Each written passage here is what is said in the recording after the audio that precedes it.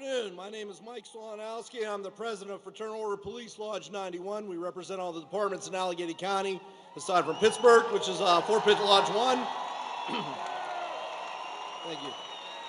I'm here to say that our lodge is joining in with the National Lodge, which represents over 377,000 officers across the country, with supporting and endorsing Donald J. Trump for president.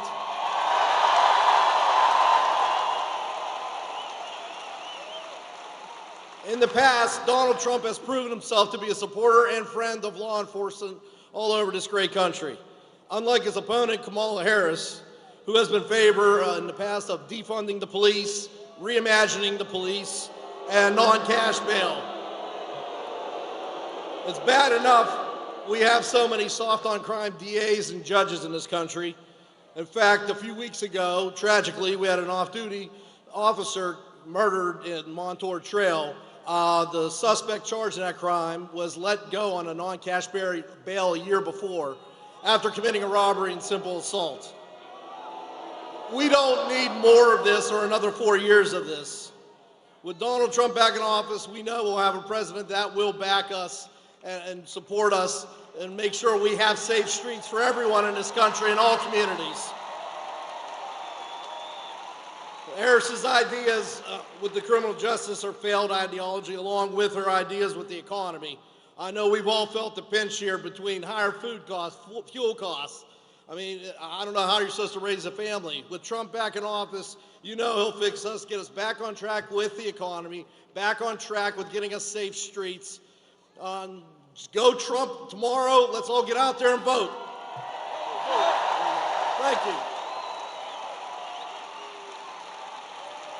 Yeah, you can be the greatest, you can be the best, you can be the King Kong banging on your chest. You can beat the world, you can beat the war, you can talk the guy, go banging on his door. You can throw your hands up, you can beat the clock, Yeah. you can move a mountain, you can break rocks. You can be a master, don't wait for luck. Dedicate yourself and you can find yourself. Standing in the Hall of Fame, Yeah, and the world's gonna know your name, 'cause you burn with the brightest flame. Ladies and gentlemen, please welcome to the stage combat veteran and best-selling author, Sean Parnell. whatever it takes, 'cause I love the adrenaline in my veins. I do whatever it takes, 'cause I love how it feels when I break the chains. Whatever it takes, you take me to the top. I'm ready for whatever it takes, 'cause I love the adrenaline in my veins. I do what it takes. Thank you so much for that amazing welcome here in my home city of Pittsburgh, Pennsylvania. Ladies and gentlemen, tomorrow we are going to change the world. We are going to elect Donald Trump and J.D. Vance, and we are going to win Pennsylvania, and we are going to save this country. Today we stand here in Pittsburgh, Pennsylvania, not just as spectators of the times that we live in, but as active participants in a pivotal moment of our nation's history. Here in the Steel City, we face challenges that threaten the very fabric of our society. A broken economy, a broken border, and a world on fire. Yet amidst these challenges, I stand before you not just as a citizen, but like everyone in this room, a patriot. I'm also a combat veteran. Thank you. Thank you. I've seen the cost of freedom in the rugged mountains of Afghanistan. My name is Sean Parnell. I served 485 days in combat, where my platoon, thank you.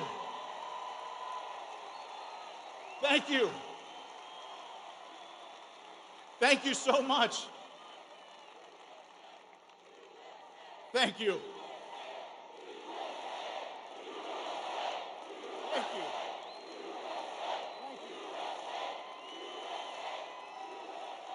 Thank you so much. My platoon faced an 85% casualty rate. Some of my men were wounded twice, some 3 times, and I was wounded as well. Wounded, but not broken. My experience in Afghanistan taught me the true meaning of sacrifice, resilience, and the duty to protect those who cannot protect themselves. And today I bring that same spirit to address all of the many crises that we face here at home. Our economy, once the envy of the world, now teeters on the brink. Under the stewardship of weak leadership, we've seen jobs vanish, we've seen prices soar, and the American dream has become an illusion for many. Folks, drive an hour in any direction from the city of Pittsburgh and you will see towns left behind by politicians. You will see jobs outsourced. You will see communities on the brink of collapse. Great cities like Pittsburgh, once thriving with industry, now struggle. But let's be clear, ladies and gentlemen, this isn't just an economy policy failure. It is a betrayal of the American worker. We need bold, fearless leadership to restore our economic vigor, to ensure that every American has the opportunity to thrive, not just survive. And Donald Trump will bring this economy back. Kamala Harris broke it. Donald Trump will fix it. Our southern border, not just a line on a map, but a symbol of America's sovereignty. Our southern border has been completely destroyed under the dangerous policies of border czar Kamala Harris and others. We've seen an influx not only of people, but of crime, of drugs, of chaos. This is not humanitarianism. This is anarchy. 350,000 missing children at our border. 350,000. My fellow Americans, we can do so much better than that. Our laws, our communities, our very safety in this election is at stake. We, in this room, in this arena, we demand a secure border, not just because we lack compassion, but because we value justice and the rule of law. Donald Trump will secure our border on day one in the Oval Office.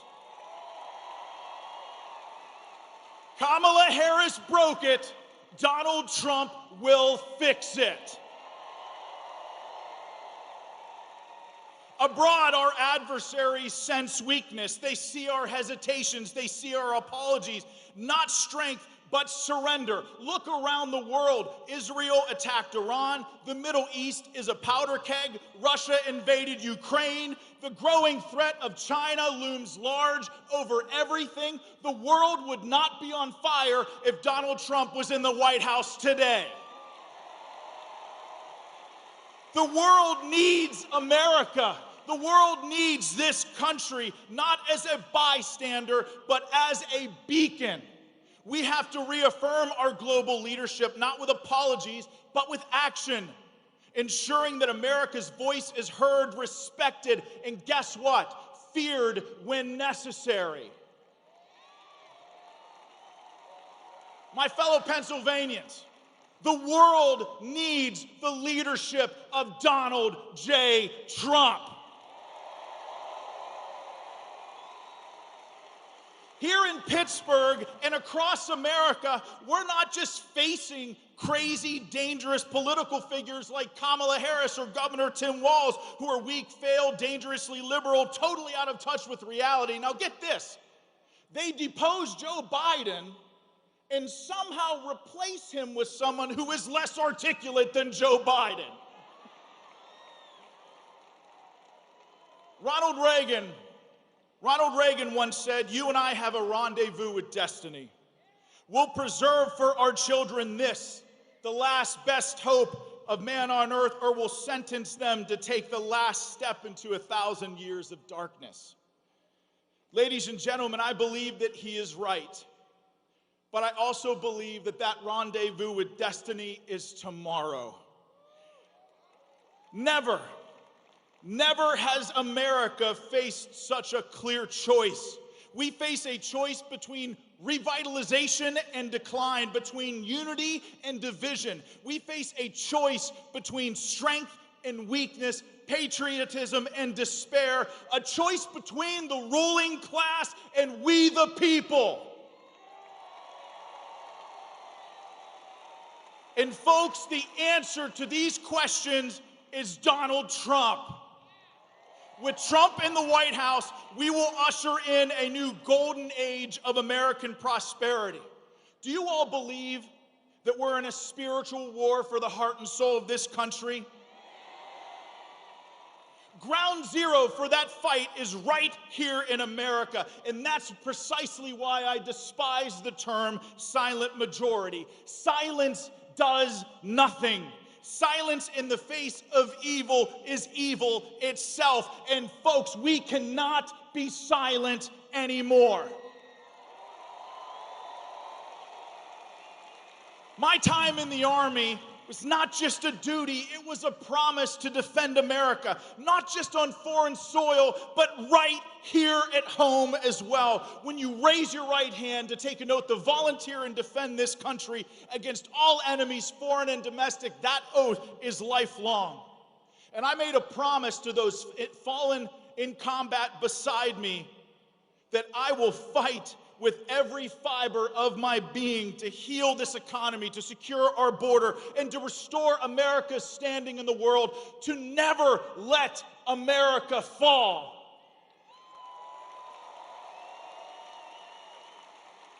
I, along with each and every one of you, will stand with Donald Trump and J.D. Vance as they fight to save this country. So let's all get up, let's rise, not with anger, but with purpose. Let's remember that America's strength lies not in government or its military alone, but in its people. You all are what make this country exceptional. And united under a common cause, tomorrow we are going to fix what is broken here in this country. Not just for today, but for generations to come, to ensure that our children and our children's children inherit a nation that is rich and free with opportunity. So my fellow Pennsylvanians, get out tomorrow and vote like your country and your freedom depends on it. Bring 10 of your friends if you have to. Vote Donald Trump and J.D. Vance. Let's save America together. So thank you, Pittsburgh, Pennsylvania. Thank you to the Steel City. Thank you, Pennsylvania. May God bless you all, and God bless the United States of America. Whatever it takes. 'Cause I love the adrenaline in my veins. I do whatever it takes. 'Cause I love how it feels when I break the chains. Whatever it takes. You take me to the top. I'm ready for whatever it takes. 'Cause I love the adrenaline in my veins. I do what it takes. That I feel being typical. Looking at my body feeling miserable. Always hanging on to the visual. I wanna be invisible. Look.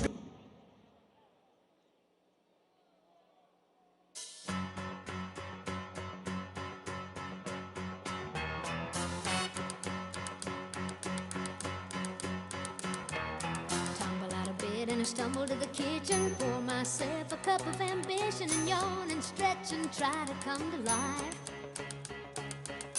Jump in the shower and the blood starts pumping. Out on the streets, the traffic starts jumping with folks like me on the job from 9 to 5. Working 9 to 5, what a way to make a living. Barely getting by, it's all taking and no giving. They just use your mind and they never give you credit. It's enough to drive you crazy if you let it. 9 to 5, for service and devotion. You would think that I would deserve a fair promotion. Want to move ahead, but the boss won't seem to let me. I swear sometimes that man is out to get me.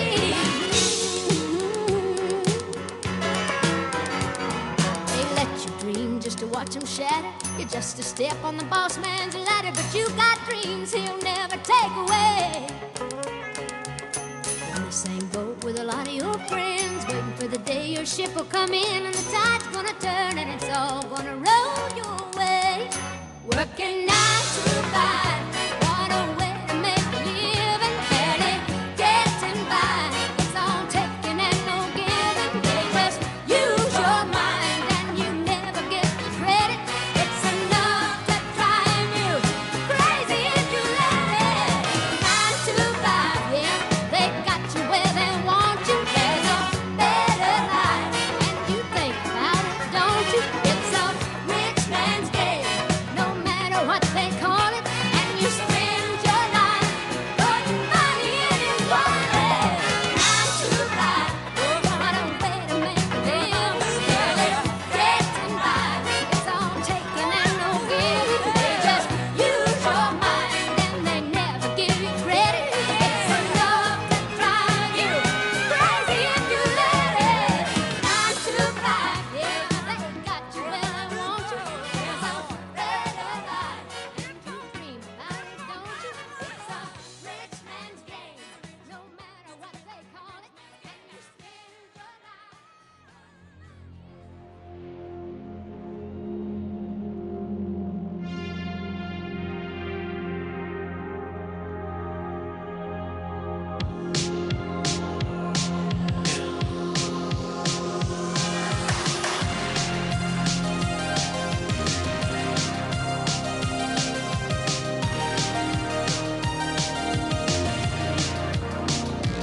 I've been trying to call. I've been on my own for long enough. Maybe you can show me how to love. Maybe I'm going through a drought. You don't even have to do too much. You can turn me on with just a touch, baby. I look around, see the city's cold and empty. No one's around to judge me. I can see clearly when you're gone.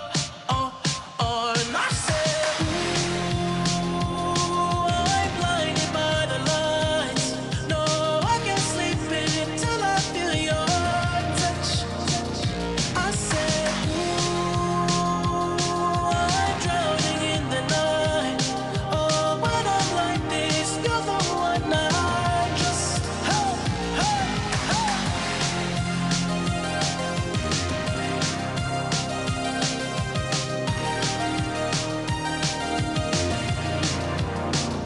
I'm running out of time, 'cause I can see the sun light up the sky. So I hit the road in overdrive, baby. Oh, the city's cold and empty. No one's around to judge me. I can see clearly when you're gone. And I said, ooh, I'm blinded by the lights. No, I can't sleep until I feel your touch. I said, ooh, I'm drowning in the night.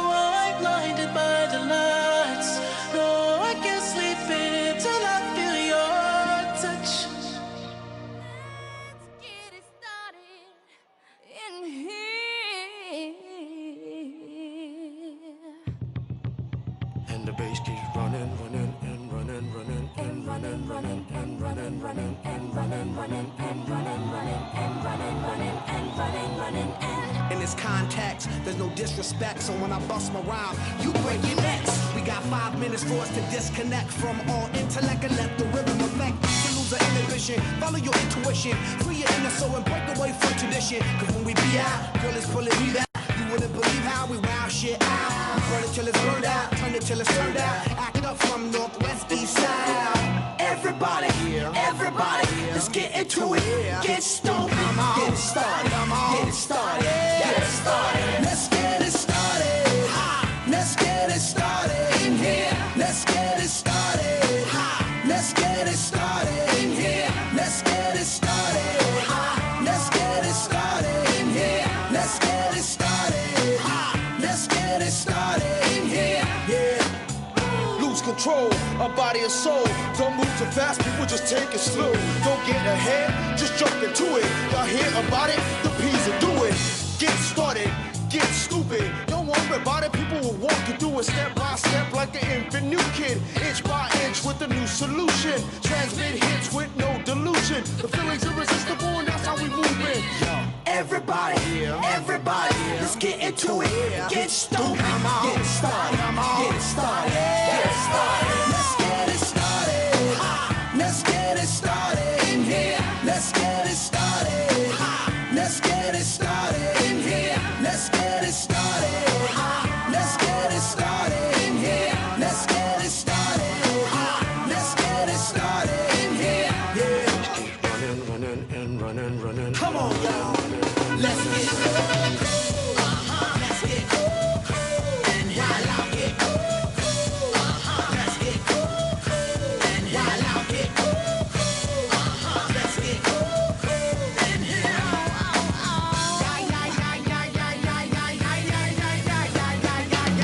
Let's get ill, that's the deal. Applicator will bring the bugged out drill.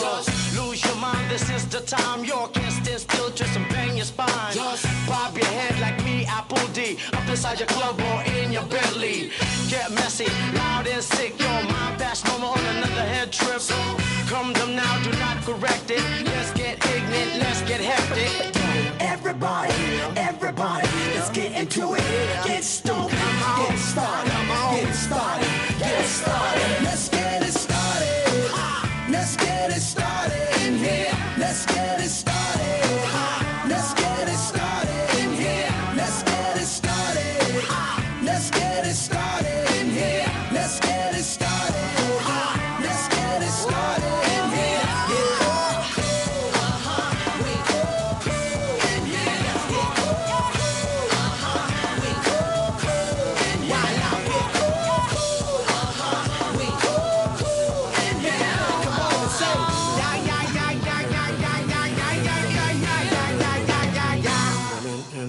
Running and running, running and running, running.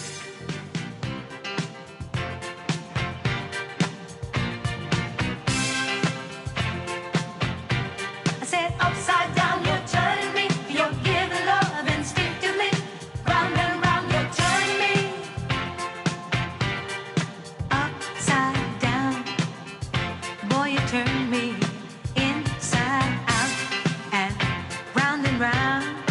Upside down, boy, you turn me inside out and round. Instinctively, you give to me the love that I need. I cherish the moments with you. Respectfully, I say to thee, I'm aware that you're cheating when no one makes me feel like you do. Upside down, boy, you turn me inside out and round. Upside down, boy, you turn me inside out and round. I know you got charm and appeal. You always play the field. I'm crazy to think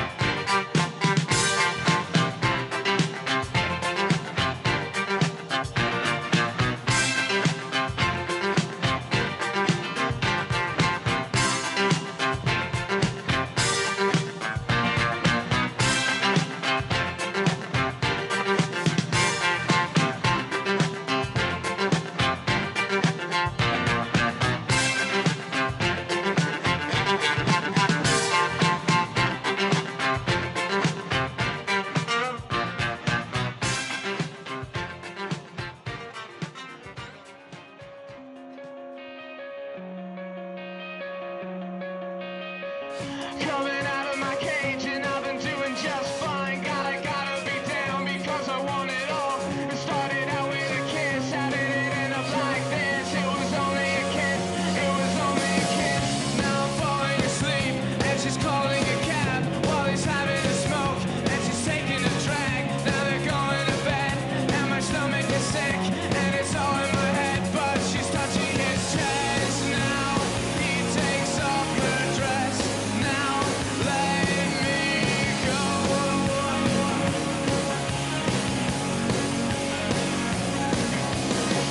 And I just can't look, it's killing me. And taking control.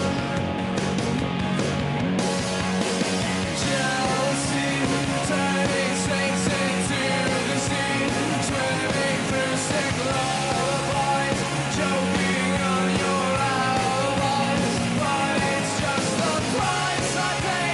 Destiny is calling me. Open up my eager eyes, 'cause I missed the bright side.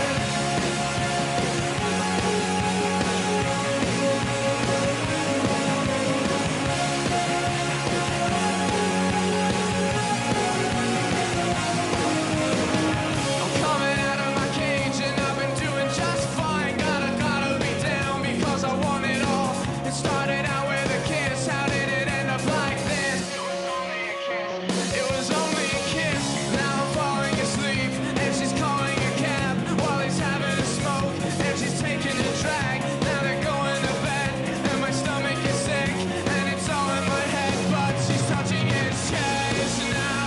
He takes off her dress now. Let me go.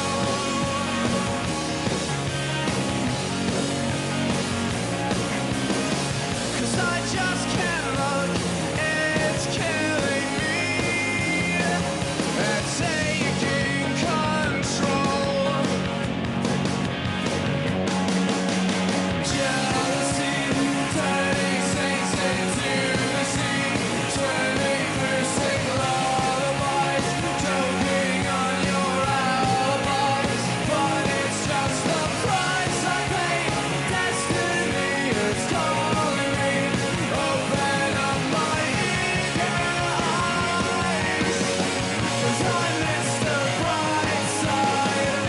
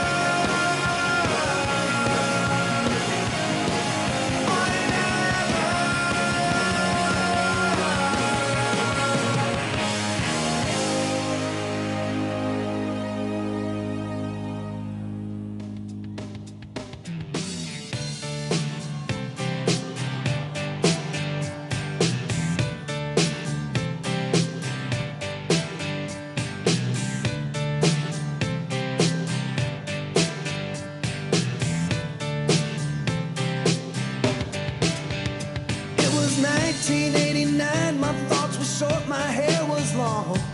Caught somewhere between a boy and man. She was 17 and she was far from in between. It was summertime in northern Michigan.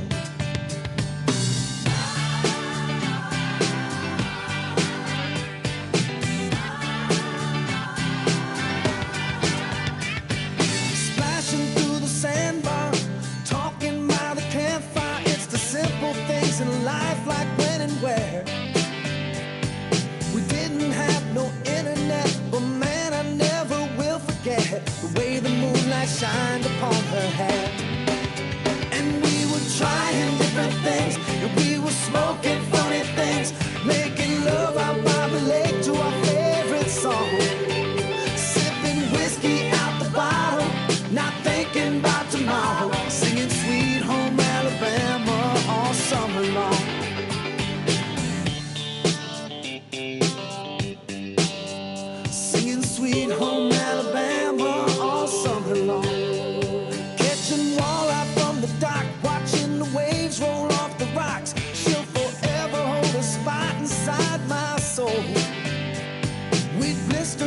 sun. We couldn't wait for night to come to hit that sand and play some rock and roll. While we were trying different things, and we were smoking funny things, making love out by the lake to our favorite song. Sipping whiskey out the bottle, not thinking about tomorrow, singing Sweet Home Alabama all summer long.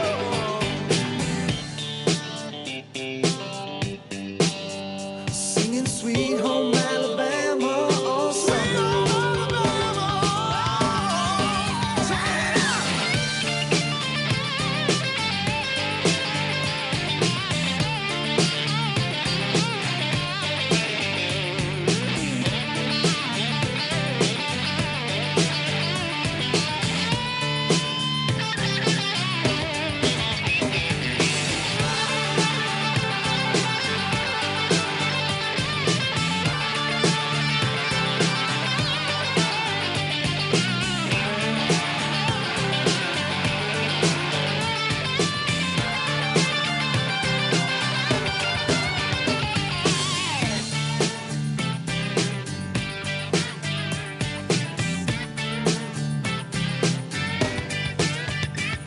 Now nothing seems as strange as when the leaves begin to change. Oh, how we thought those days would never end. Sometimes I hear that song and I'll start to sing along and think, man, I'd love to see that girl again. Man, I'd like to see that girl again. And we were trying different things, and we were smoking funny things, making love out by the lake to our favorite song. Sipping whiskey out the bottle, not thinking about tomorrow, singing Sweet Home Alabama all summer long. We were trying different things, and we were smoking funny things, making love out by the lake to our favorite song. Sipping whiskey out the bottle, not thinking about tomorrow, singing Sweet Home Alabama all summer long. Singing Sweet Home Alabama all summer long. Singing Sweet Home Alabama all summer long. Singing Sweet Home Alabama all summer long. Singing Sweet Home Alabama all summer long.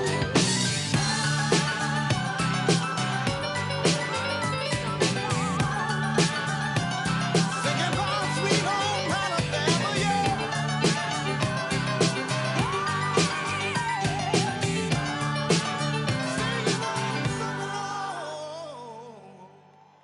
Ladies and gentlemen, please welcome to the stage Congressman John Joyce. Ain't America beautiful? This place that we call home. Give us your time, your boy, your youngin' to be free forevermore. Ain't America beautiful? Ain't America beautiful? We all came here from somewhere. Let's go, Pittsburgh. This is a Trump rally. Ready to have fun?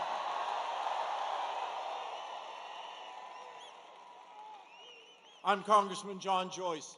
I proudly represent Pennsylvania's 13th Congressional District, Johnstown, Altoona, Chambersburg, Gettysburg, and we are going to join with Pittsburgh to welcome Donald J. Trump.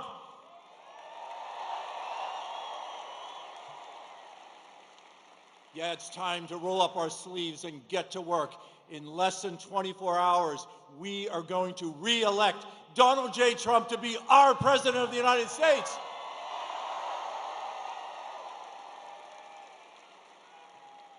Boy, it's great to be here. Usually I'm here with my son Dan watching a hockey game, but it's great as I look out and I see many patients. I see farmers. I see factory workers. I see nurses. I see doctors. I see the great people of southwestern Pennsylvania. But you know what I don't see? I don't see any garbage. I see patriots. I see proud patriots. Patriots who support Donald J. Trump, I want to acknowledge the law enforcement who are here to protect each and every one of us. Would you please stand and allow us to thank you for your support? Thank you. Thank you. Thank you. I would like to acknowledge the United States veterans who have served to keep this great country safe. Please, veterans, stand. Let us acknowledge you. Thank you. Thank you.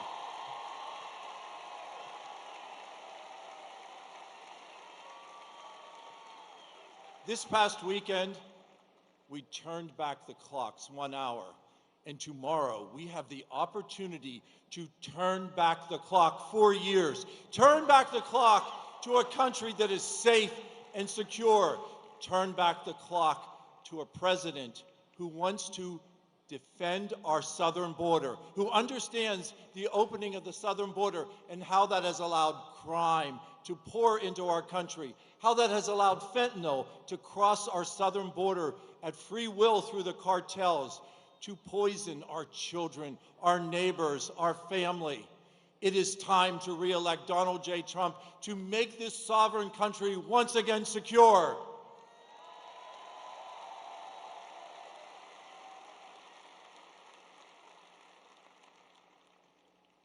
In Pittsburgh and around Pittsburgh, we stand on mass supplies of energy. Recently, I talked to Toby, and Toby Rice from EQT talked to me. Yeah, let's talk about the Marcellus shale industry and support how important it is to unleash that energy that is under the feet of Pennsylvanians, to unleash that energy and return us to energy dominance, to supply our friends and neighbors with that energy, not just here in the United States, but throughout the world. Let's just look at what Kamala Harris has not accomplished. She has been incredibly unsuccessful as the borders are. She says she doesn't think of one thing that she can change of what has occurred under the Biden administration. Well, what we can change is we can change her presence in the White House, and we can elect Donald J. Trump as the next president of the United States.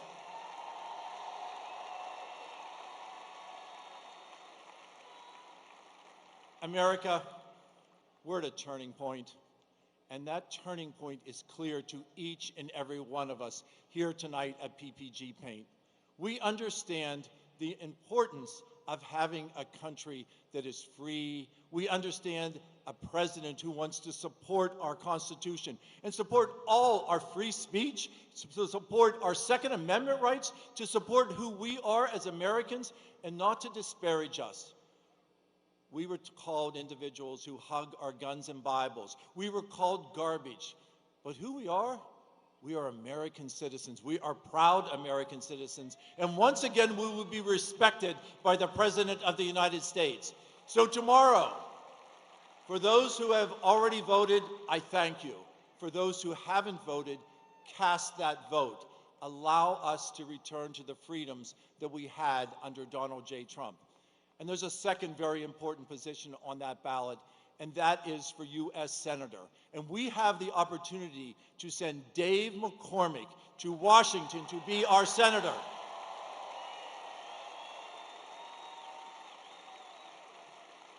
Dave McCormick, the captain of West Point's wrestling team. Dave McCormick, a successful businessman. Dave McCormick, a proud American. Dave McCormick, who will work. Donald J. Trump's going to be our quarterback, but we need Dave McCormick to be that flanker. We need that protection in the U.S. Senate. We have not had that with Bob Casey. We do not have that with Fetterman, but we will have that with Dave, and Dave McCormick will be our successful U.S. Senator. We look forward to doing that. So as I said, we are at a critical junction right now, and each and every one of us here understand how important that is. So if you have voted, take that opportunity and go to one of your neighbors, go to one of your friends, allow them, take them to the polling place, watch their kids, allow them to vote, change the course of history. We are going to do that, and Pittsburgh is going to be the proud component of that. I thank each and every one of you for being here today. Again, roll up your sleeves and work. God bless each and every one of you, and may God continue to bless these great United States of America. Thank you, Pittsburgh. Ain't America beautiful? This place that we call home. Give us your time, your poor, your yearning to be free forevermore. Ain't America beautiful?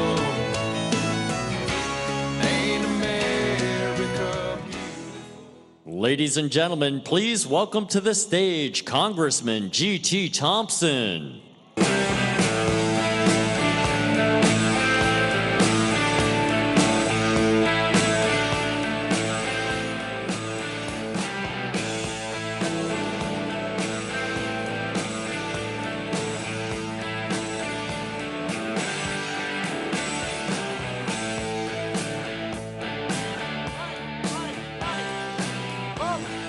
Vote! Win! Hello, Pennsylvania!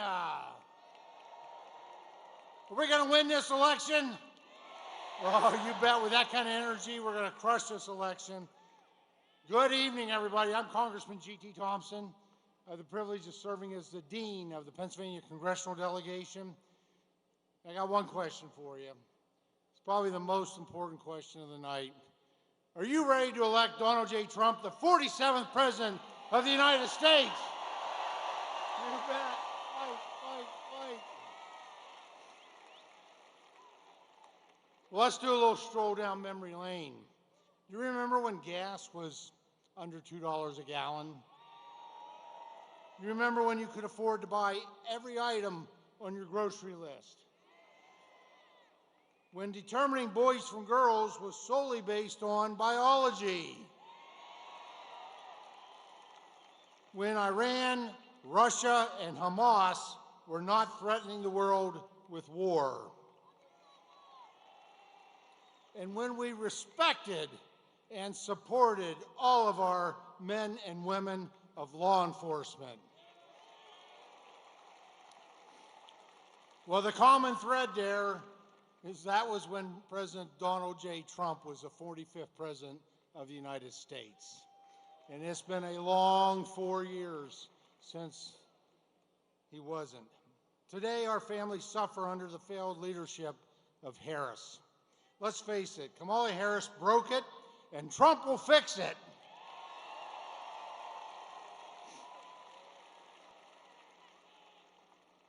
You know, for America to succeed, America must be strong, and Pennsylvania must be strong.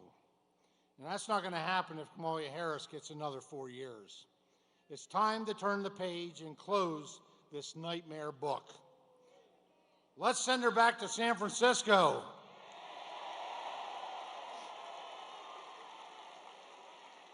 Now, how many of you remember Rice-A-Roni? Quite a few. Well, I can honestly say Kamala Harris is no San Francisco treat. All right? You know, since Harris took office, you have spent nearly $25,000 more thanks to her inflation. And this is a tax that, quite frankly, you cannot afford. We cannot afford to go back to those job-killing policies of harmful Harris. A vote for Harris is a vote to end opportunity. Now, President Trump has always stood with our Pennsylvania families. His policies have meant more money in your pockets and more Pennsylvania jobs. And a strong economy needs a strong workforce. In 2018, I was proud to stand in the Oval Office with President Trump. Now, I'm in Center County. I'm from a town, the metropolis of Howard, Pennsylvania. 600 people and one red light. And yeah, it's a great place. It's home, born and raised. But to be able to have the privilege of standing in the Oval Office with President Trump as he signed into legislation my bill modernizing career and technical education, restoring rungs and a ladder of opportunity. You know, as the first Pennsylvania member of Congress in 170 years to chair the U.S. House Agriculture Committee, I also want to take an opportunity to do a shout out and to thank all of our farmers. A big hand for those who provide us all that we need. These are hardworking folks. They make up our #1 industry in the Commonwealth of Pennsylvania, and they're critical to our economy. These hardworking Pennsylvania farm families provide us with food and fiber and fuel that we depend on each and every day. But our farmers under Harris are struggling with a farm crisis that's creating food insecurity for you and national insecurity for our nation. I have to tell you, having worked closely with the man, President Trump has always had the farmers' back, lowering their costs, reducing their regulatory burdens, and expanding their markets. As Ag Chairman, I look forward to once again working with the farmer's friend, Donald J. Trump, to make agriculture great again.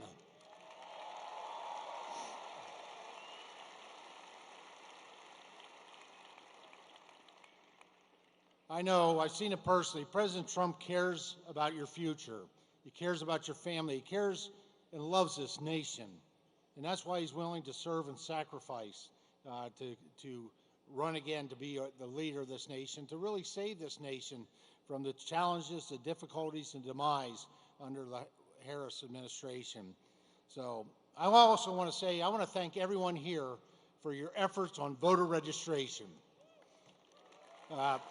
Just amazing.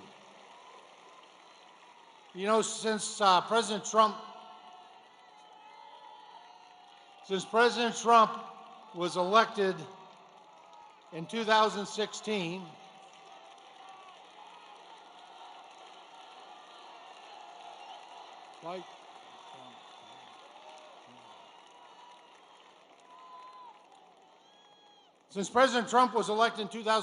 Pennsylvania now has 226,000 fewer Democrats than what it did,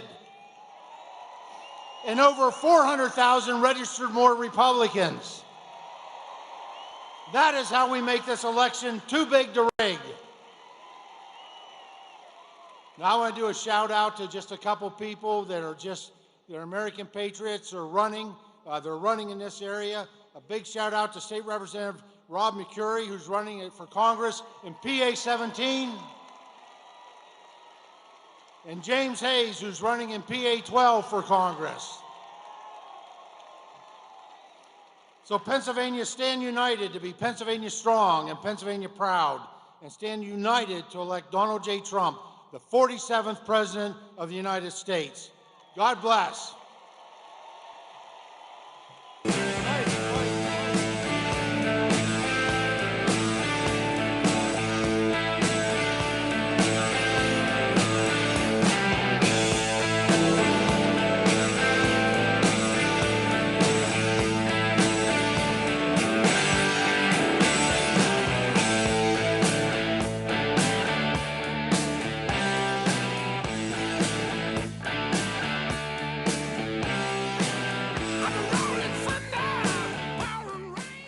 Ladies and gentlemen, please welcome to the stage former United States Secretary of State, Mike Pompeo.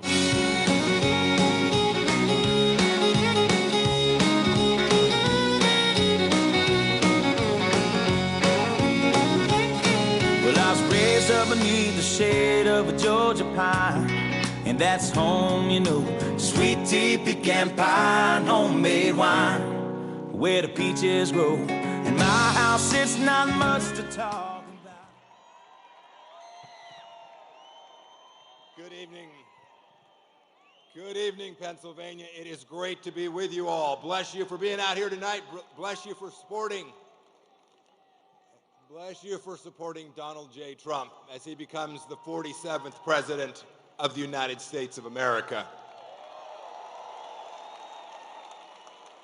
You know, these last 3.5 years have been hard for me to watch. I know it's true for you too. We watched them break so much that had been done. And I often get asked, Mike, what was it like? Right, the Washington Post described me as the most loyal cabinet member to Donald J. Trump. I had to remind the president that they did not mean that as a compliment. They asked me, what was it like to serve for President Trump? And I told them, and I've told everyone hundreds of times in these 3.5 years, it was the greatest privilege that Mike Pompeo could ever have.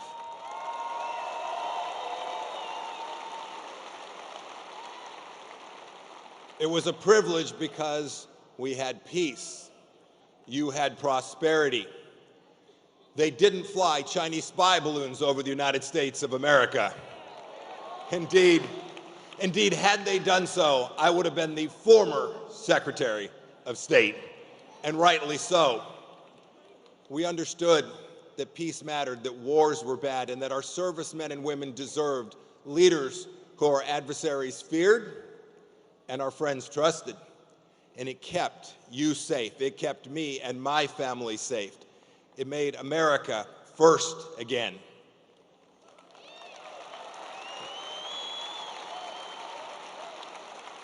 I was proud to be a part of President Trump's team. I talked to him every day for 4 years, first as CIA director and then as Secretary of State. And what I was so proud of is that we understood the greatness of this nation, and we never once apologized for the United States of America, not once.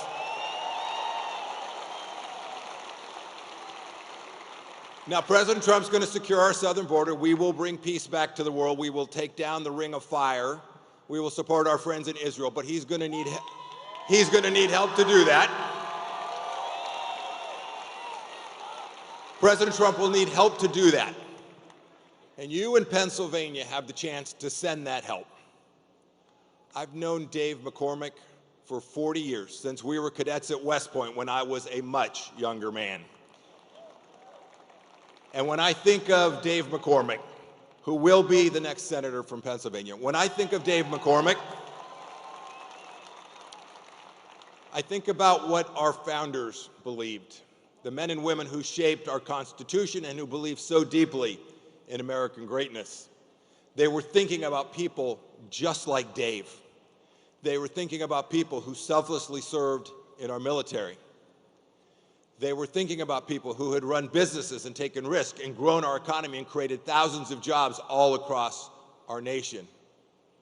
They were thinking about people with real character and who knew who they were and who, unlike Bob Casey, would actually do something that mattered to you and to your family. Dave will do that, I promise you. Dave is a warrior. He has been a warrior. And as Pennsylvania's next senator, he will be a warrior for you and on behalf of President Trump.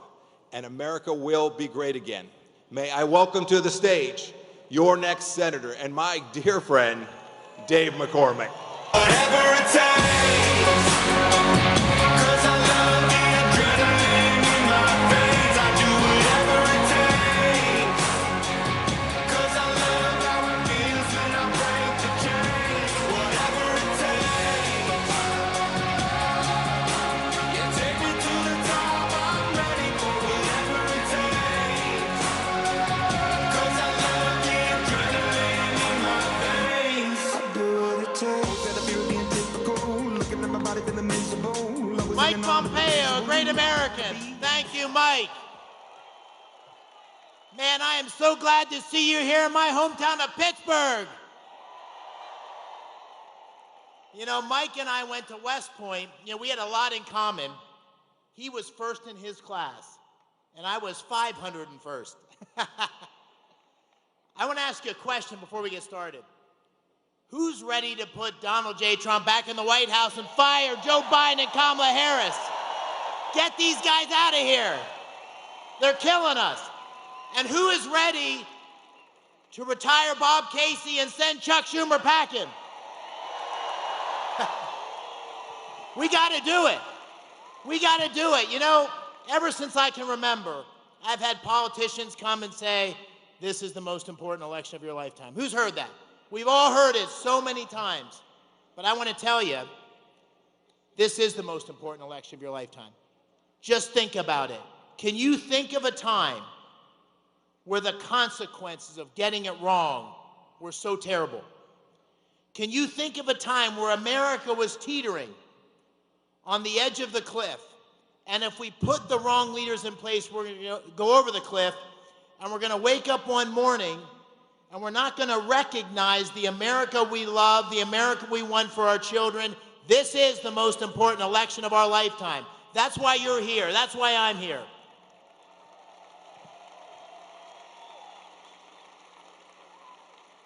And you know, the choice in front of us could not be more clear.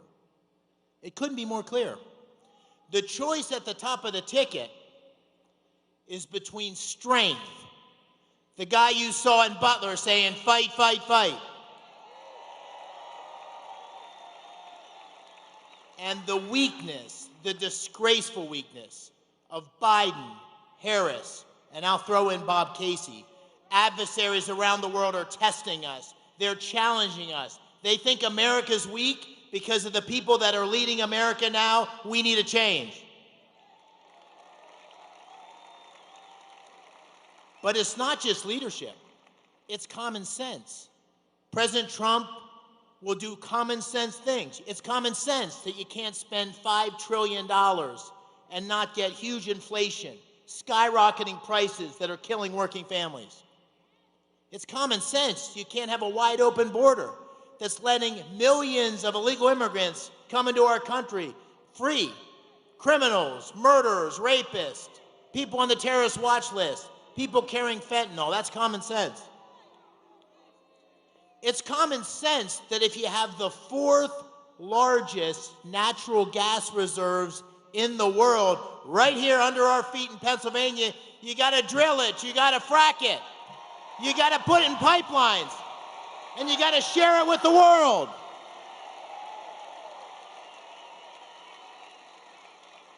And it's common sense that if you want peace, if you don't want the bullies on the playground pushing us around, you got to be strong. And the only way to have peace is strength.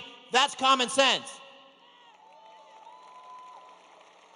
And in Kamala Harris, you have the weak, liberal, extreme agenda. Don't believe me, in her own words. In her own words, she wants to ban fracking and transition energy workers. In her own words, she wants to give citizenships to illegal immigrants and make sure they get federal benefits. In her own words, she wants mandatory buybacks of your guns. In her own words, she wants to defund the police. And in her own words, and this is the one that really ticks off my friends from Bloomsburg, where I grew up, she wants to reduce your red meat consumption. Come on. That's not going to fly in Pennsylvania, right? But listen, President Trump can't do it alone. We need a majority in the Senate. We need a strong leader in the Senate on behalf of Pennsylvania that's going to fight for you and put these common sense policies in place.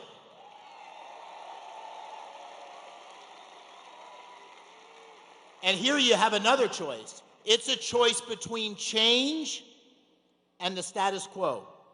It's a choice between a 7th generation Pennsylvanian, was born in Washington County, someone who played football and wrestled, in the summers baled hay, trimmed Christmas trees, busboy, paperboy, went to West Point where I wrestled, Ranger School, 82nd Airborne Division, combat tour in Iraq, and a successful business guy.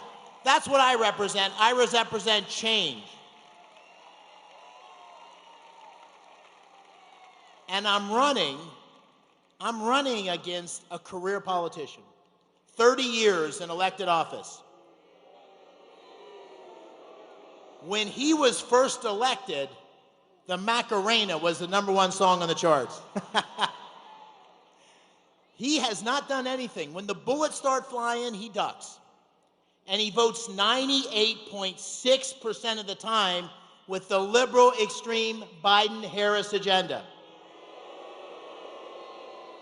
And you know what really ticks me off? Someone said to me the other day, they said, "Are you running for the Casey seat?" I said, hell no, I'm not running for the Casey seat. He's not entitled to this seat because his dad was the governor. He's not entitled because he's been there 18 years. He has to fight every day to represent Pennsylvania. He has to fight every election to have the honor to represent Pennsylvania. This isn't Casey's seat, this is the people's seat. And the people of our great Commonwealth deserve better than Bob Casey. And so that's why this election is so important. That's why what we do in the next 24 hours is so important. Right? I wrestled in college. I wasn't the best wrestler, but I always knew if I could get into the third period within a point or two, I'd win. Because the third period in wrestling, and we're in the third period right now, a couple seconds ago, the third period's not about wrestling. It's about mental toughness. It's about heart. It's about fighting for the last second until the buzzer goes. We need to do that. We need you in the next 24 hours, not just to vote. We need more than voting. We need you to tell 10 friends and 10 friends and 10 more friends. We need you to put up signs. We need you to say lots of prayers. We need you to do everything we can to take back our country.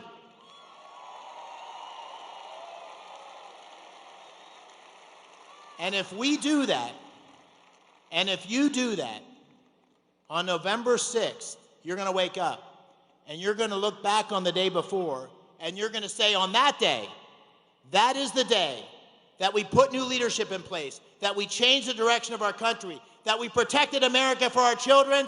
Thank you. God bless you. Let's go make Pennsylvania great again. Thank you. Whatever it takes, 'cause I love the adrenaline in my veins. I do whatever it takes, 'cause I love how it feels when I break the chains. Whatever it takes, yeah, take me to the top. I'm ready for whatever it takes, 'cause I love the adrenaline in my veins. I do what it takes. Instead of you being typical, looking at my body feeling miserable, always hanging on to the visual. I wanna be invisible.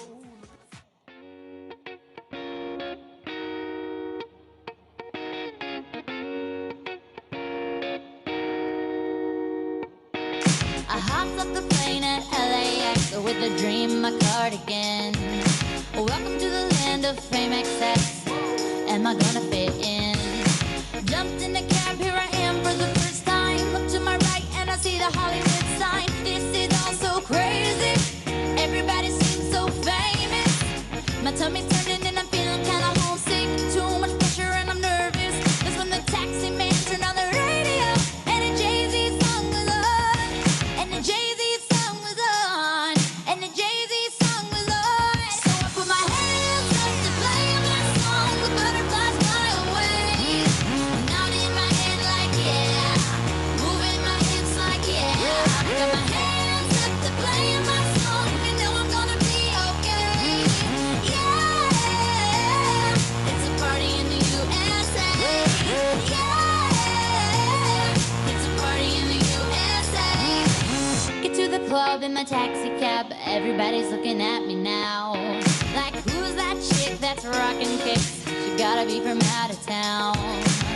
So hard with my girls not around me. It's definitely not a Nashville party. 'Cause all I see is the letters. I guess I never got the memo. My tummy's turning and I'm feeling kinda homesick. Too much pressure and I'm nervous. That's when the DJ dropped my favorite tune. And the Britney song was on. And the Britney song was on. And the Britney song was on. So I put my hands up to play my song. The butterflies fly away. Nodding my head like yeah. Moving my hips like yeah. Got my hands up to play my song. You know I'm gonna be okay. Yeah.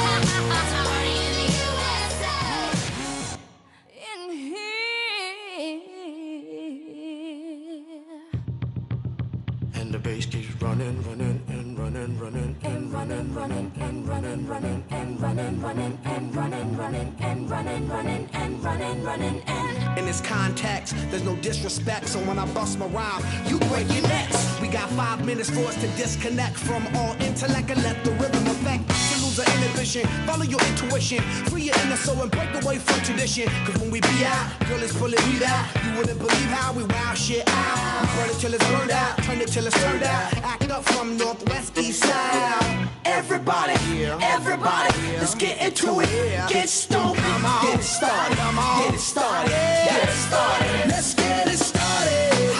Let's get it started in here. Let's get it started. Let's get it started in here. Let's get it started.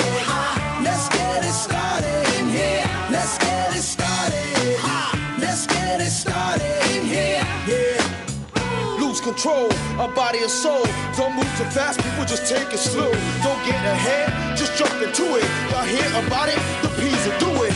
Get started, get stupid. Don't worry about it, people will walk you through it step by step like an infant new kid. Inch by inch with a new solution. Transmit hits with no delusion. The feeling's irresistible and that's how we move in. Everybody, everybody, let's get into it. Get stoked, get it started, get it started, get it started. Let's get it started. Let's get it started in here. Let's get it started. Let's get it started in here. Let's get it started. Let's get it started in here. Let's get it started. Let's get it started in here. Yeah. Running, running, and running, running. Come on, y'all. Let's get it. Let's get it. And while out here. Let's get it. And while out here. Let's get it. And here.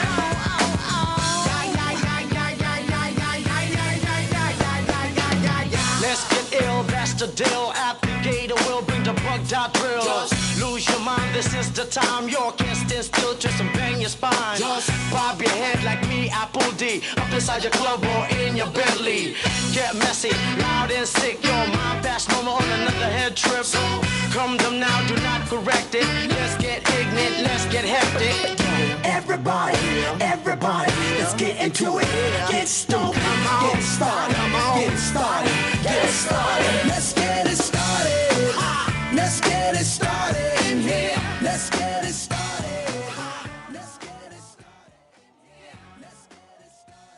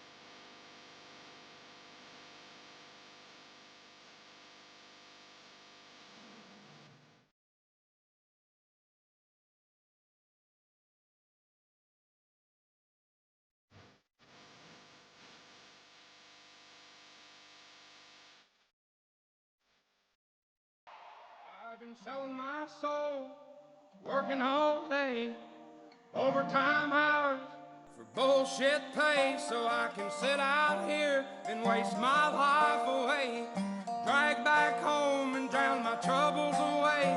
It's a damn shame what the world's gotten to for people like me, people like you. Wish I could just wake up and it not be true, but it is. Oh, it is living in the new world with an whole soul. These rich men north of Richmond, Lord knows they all just wanna have total control. Wanna know what you think, wanna know what you do, and they don't think you know, but I know that you do. 'Cause your dollar ain't shit, and it's taxed to no end. 'Cause the rich men, north the rich men.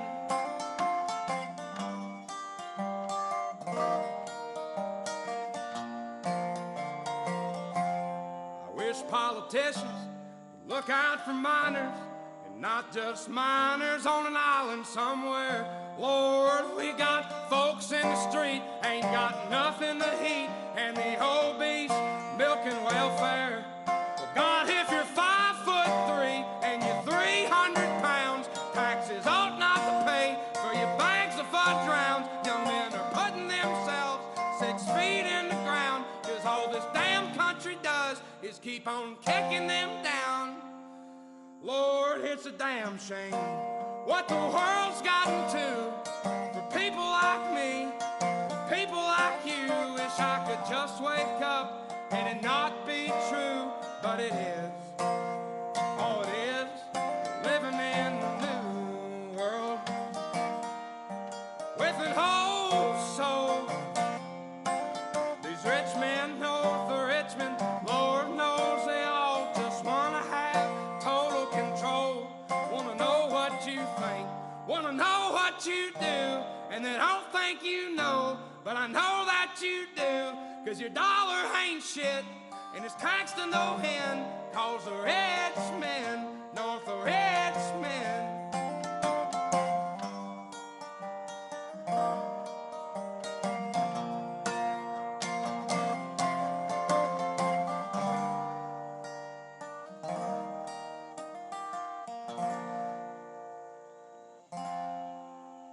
I've been selling my soul, working all day, overtime hours for bullshit pay.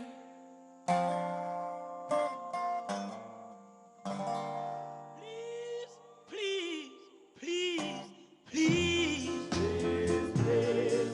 please, please, Party, please.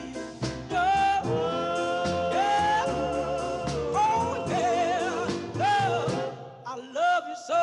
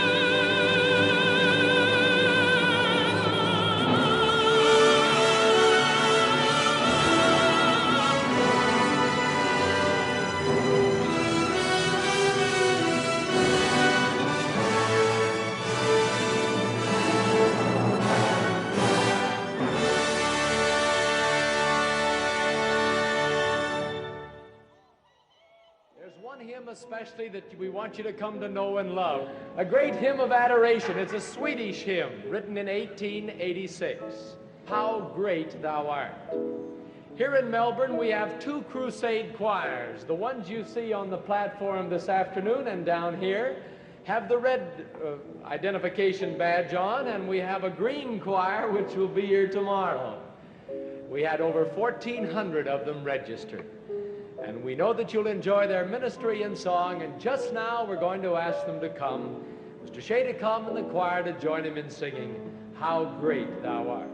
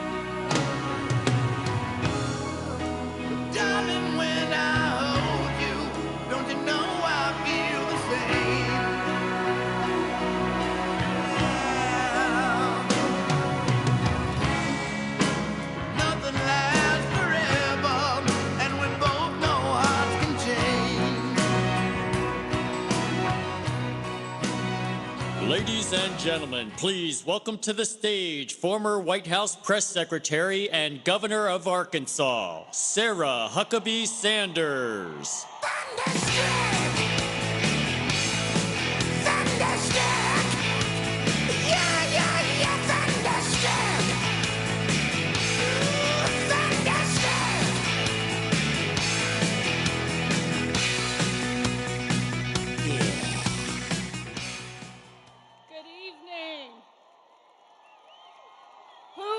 Ready to see Donald Trump be back in the White House after tomorrow night? What an amazing honor to be on this stage with America's favorite president.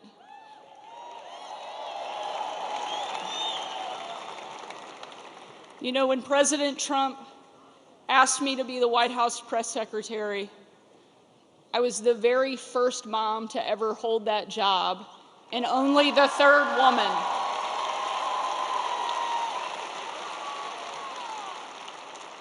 And when the left was relentlessly attacking me, kicking my family out of a restaurant, telling me I was unfit to be a mother, calling me vile, not even human, it was Donald Trump who stood up for me, defended me, and that's exactly what he does for every single one of us every single day.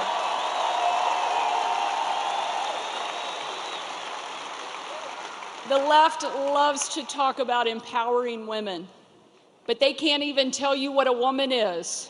But Donald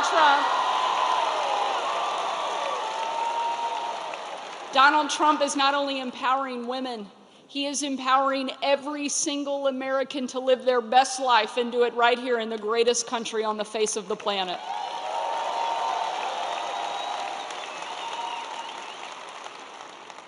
He cares about our country. He loves America. This is somebody who took a bullet, got back up, and has never stopped fighting and never will.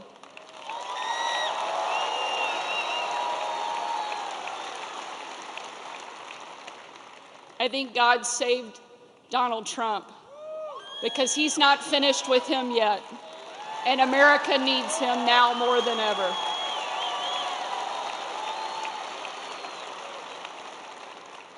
During the 2.5 years that I served as the White House press secretary, I traveled with the president all over the world. No trip more memorable than December 25th of 2018. When I had the chance to travel on Christmas night with the president on a trip unlike anything we'd ever done before. We boarded Air Force One in total darkness, no lights on the plane, no lights on the runway. And 12.5 hours later, when we touched down in the war-torn part of Western Iraq, it was again a similar scene. No lights on the plane, no lights on the runway. The only light you could see was coming from about a mile away of where we had landed. You see, there was light coming from that location because hundreds of troops had packed into a small dining hall. They had absolutely no idea that the President of the United States was about to step into that room. And when he did, a sight and a scene and a sound unlike any other unfolded. You had men and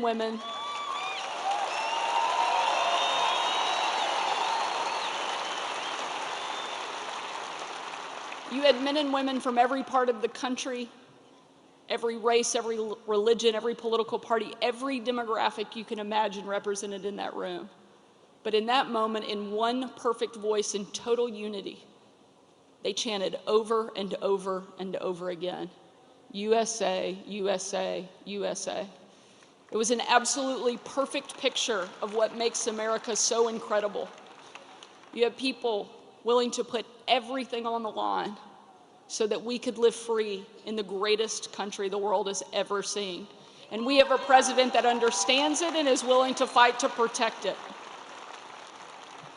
The reason America is the greatest country the world has ever known is because we're the freest country that the world has ever known. And we need a president who will stand up for that and make sure we have the ability to protect that freedom, preserve that freedom, and pass it on to the next generation. And that is exactly what Donald Trump will do every single day.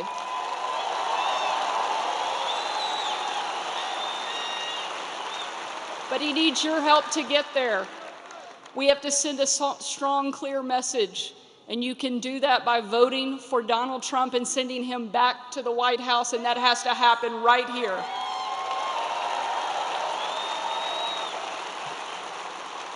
America needs Donald Trump in the White House, and no pressure, but we're counting on you to send him there. Thank you so much for being here tonight. God bless you, and God bless our great country. Thank you.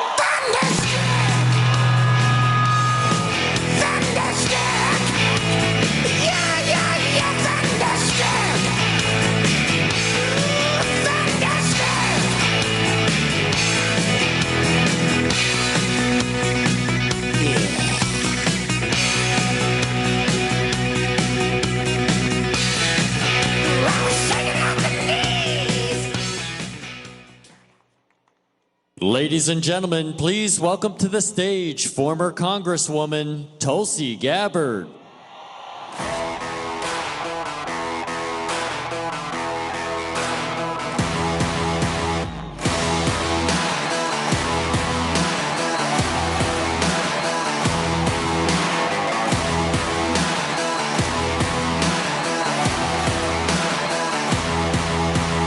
Let me back it up to the start of the climb.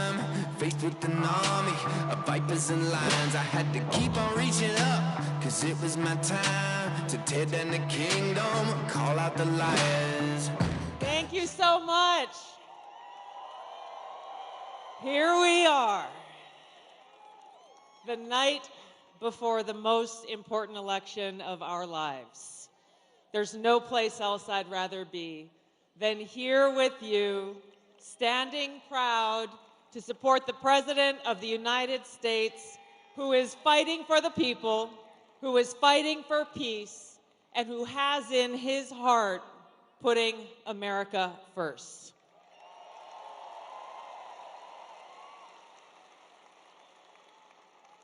You know, the most important quality that I look for in any elected leader, but especially the President of the United States, is someone who wakes up every single day asking himself, what can I do for the American people?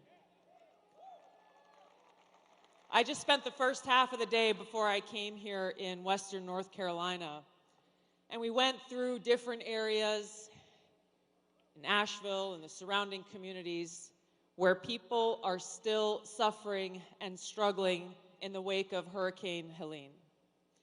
And I was moved almost to tears many times as people shared with me their stories of loss, the funerals that they are going to for their loved ones who were killed in that disaster. There was a firefighter that gave me this bracelet with tears in his eyes in memory of his battalion chief, Tony Garrison, whose end of watch was on September 27, 2024, because he went out to save someone's life and brought them back.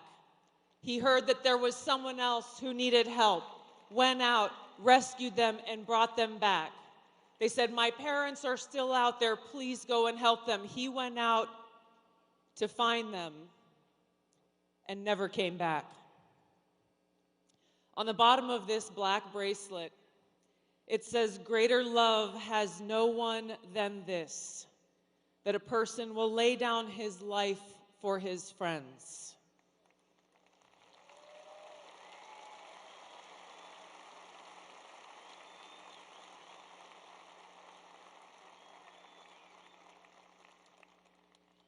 We have a president in Donald Trump who's willing to lay down his life for us.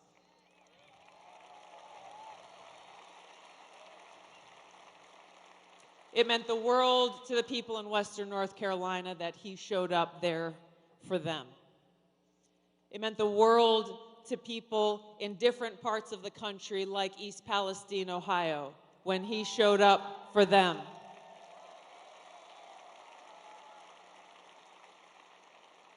That's the difference between President Trump and Kamala Harris. Anyone who has spent a moment with President Trump understands how much he cares about the people, how much he cares about us. I can tell you as a soldier someone who's been deployed multiple times to different war zones, someone who proudly wears the uniform. He cares about our men and women in uniform.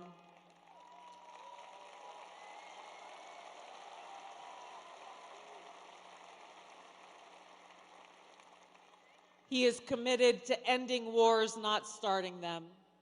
He is committed to truly bringing about peace and having the courage and the strength to stand up against the warmongers in Washington. Our choice in this election and the victory we need to deliver for President Trump tomorrow is the choice between Kamala Harris and 4 more years of tyranny, poverty, and war, and more war, or in President Trump, someone who will stand up and defend our freedom and put us back on that path towards peace and prosperity.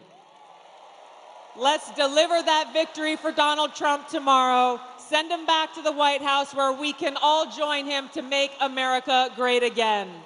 Thank you all so much for your love of our country.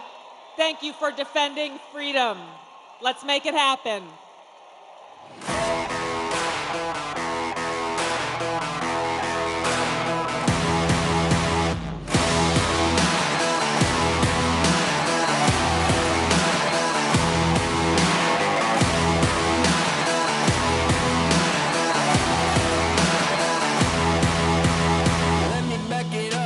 Start of the climb, faced with an army of vipers and lions. I had to keep on reaching up, cause it was my time to tear down the kingdom, call out the liars. Got a jail on my heart from the pessimist, got those nails in my mouth for impressionists. Spent too much money on a therapist, it couldn't fix me, I accepted it. Gladiator, gladiator, gladiator, picked a fight with the gods, I'm the giant slayer, bone shaker, dominator, freight train, wrecking ball, I'm the gladiator.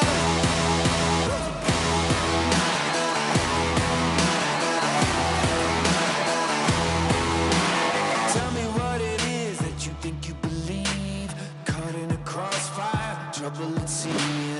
Every single day I feel that gold underneath, I see the locked doors, but I got the key. I'ma give you a second just to catch your breath, cause I can see that your heart is jumping out your chest. I know you.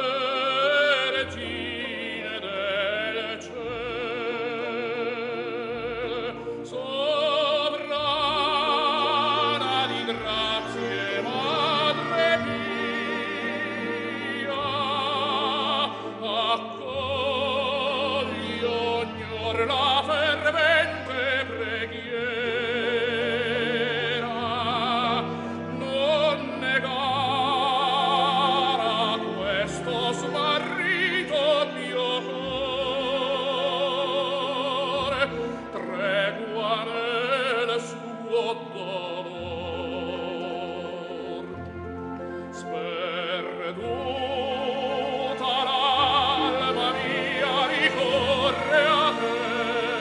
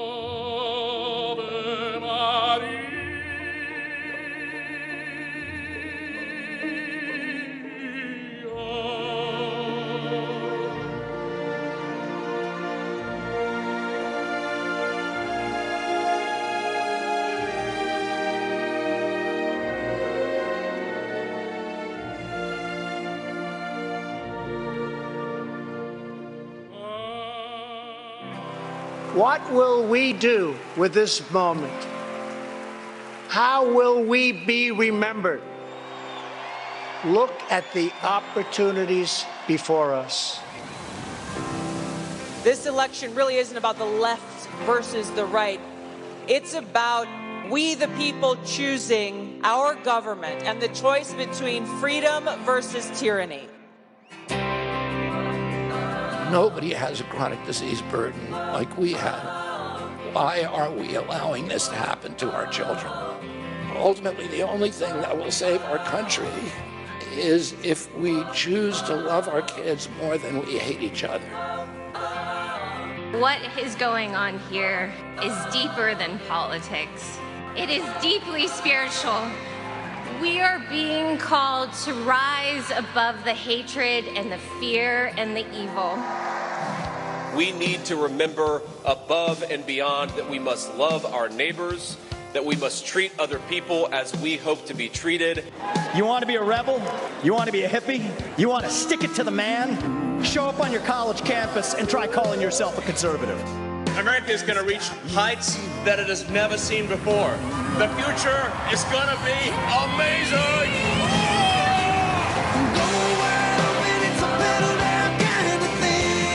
Don't you want healthy children? Don't you want a president that's going to make America healthy again?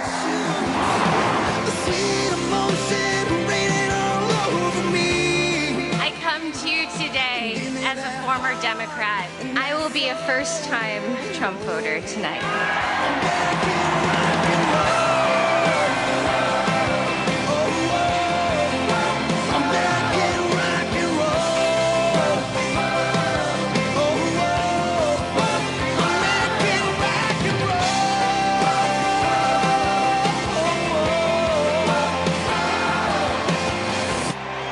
The people dreamed this country, and it's the people who are making America great again.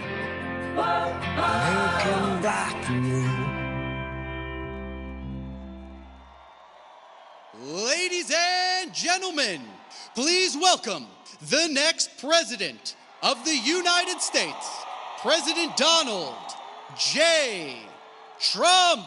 And I'm proud to be an American, where at least I know I'm free. And I won't forget the men who died, who gave that right to me. And I gladly stand up next to you and defend her still today. 'Cause there ain't no doubt I love this land. God bless the USA.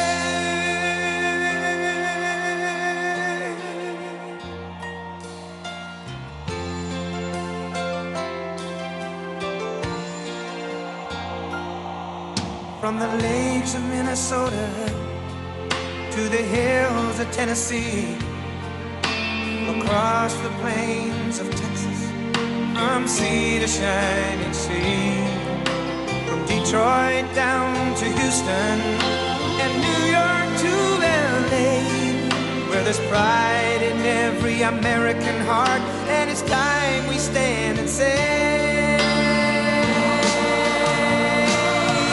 that I'm proud to be an American, where at least I know I'm free. And I won't forget the men who died, who gave that right to me. And I gladly stand up next to you and defend her still today. 'Cause there ain't no doubt I love this land. God bless the USA.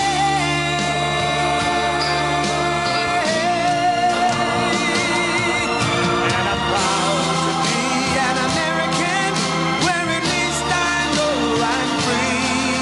And I won't forget the men who died, who gave that right to me. And I gladly stand up next to you and defend her still today. 'Cause there ain't no doubt I love this land. God bless the USA.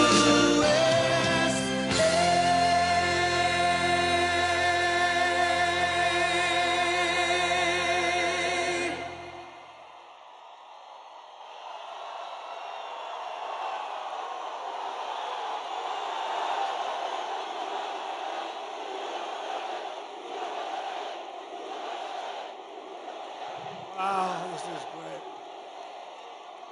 This is fantastic. A very, very special hello to Pittsburgh.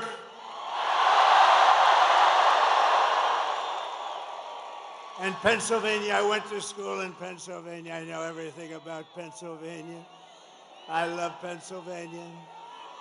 I'm thrilled to be back in this incredible, and it is incredible. Is it incredible? This incredible Commonwealth with thousands of proud, hardworking American patriots and hard hats.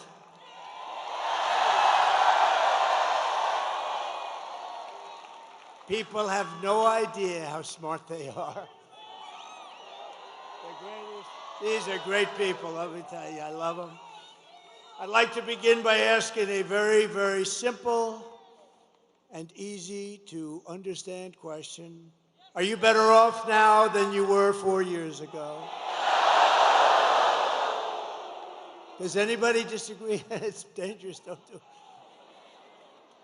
But over the past 4 years, Americans have suffered one catastrophic failure, betrayal, and humiliation after another. Kamala Harris has delivered soaring prices and economic anguish at home, war and chaos abroad, and nation-destroying invasion on our southern border like nobody's ever seen before. She's actually a disaster. My message to Americans tonight is simple. We do not have to live this way. We don't. We don't. And we won't. We won't. We do not have to settle for weakness, incompetence, decline, and decay. With your vote tomorrow, we can fix every single problem our country faces and lead America, and indeed the whole world, to new heights of glory. And we'll help the world. A lot of people think we're isolationists. We're not. But we want the world to appreciate what we're doing. They have to appreciate that we're helping them. When we win election, only one day, oh, does that sound nice? One day from now. Oh. We've been waiting for 4 years for this. 4 years. Right? Look at all these senators. Look at all these senators and congressmen. We've been waiting 4 years. Oh, now it's what I've been saying. Only 1 year from now. Only 6 months from now. It's 6 months. 6 months. Even when I said only 10 days, it still sounded tomorrow.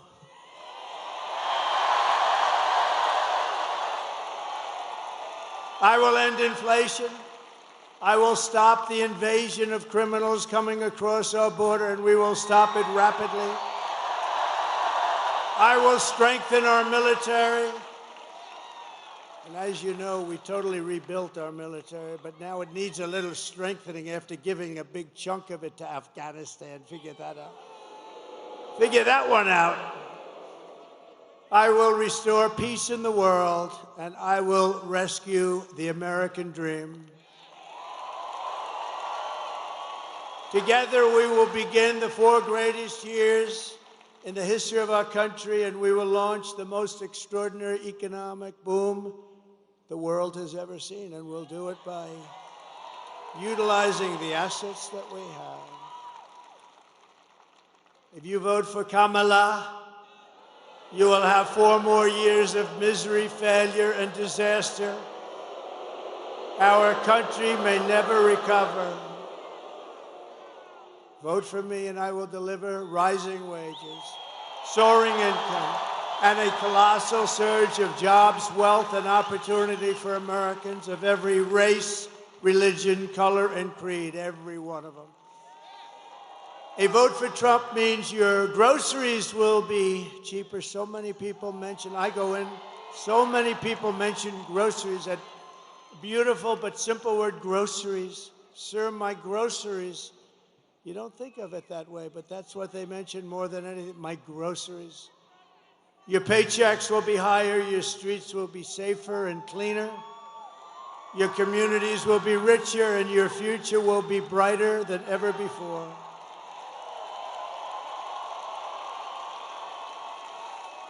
This will be the golden age of America.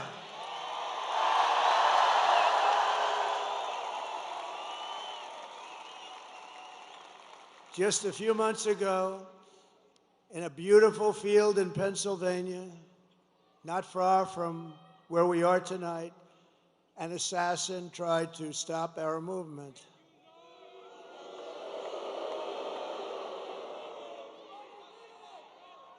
And this is the greatest political movement by far in the history of our country. Tried to stop it. But that brush with death did not stop us. It only made us more determined to finish the job that we had only just started.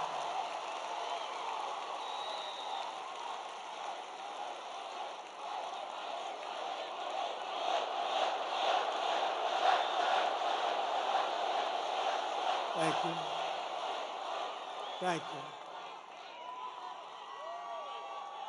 Thank you very much. This is a frisky group.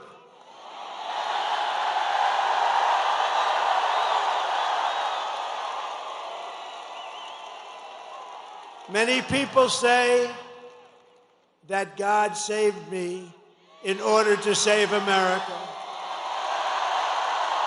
Many, many people are saying that.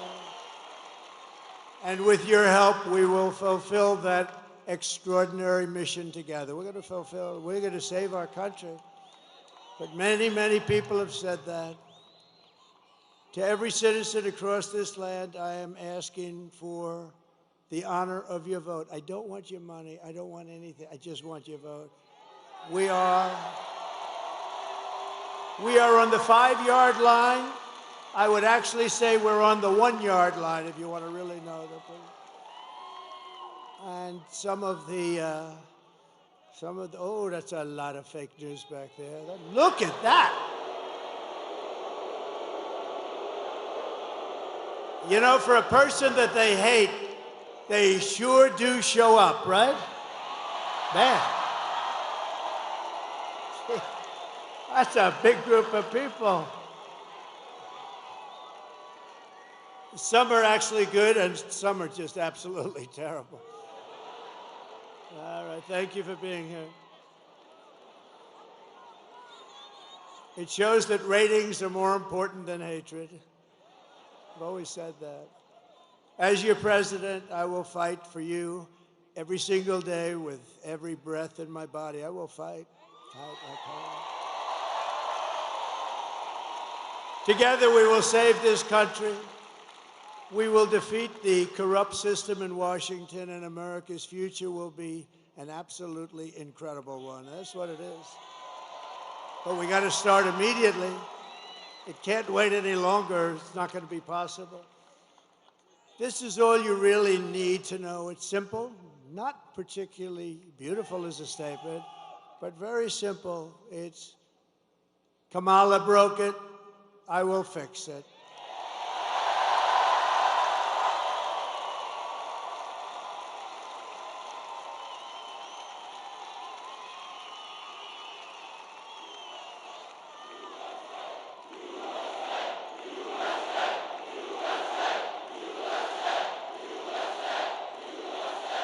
Thank you.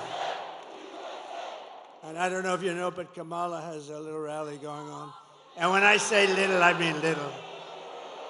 It's a competing rally. It's not this giant place that's sold out. What a beautiful, this is a beautiful place. And it's quite embarrassing. It's all over the internet. She's screaming. And the people, it's about 100 people, they're not moving. They just want to go home, just be done with it. It's not quite this.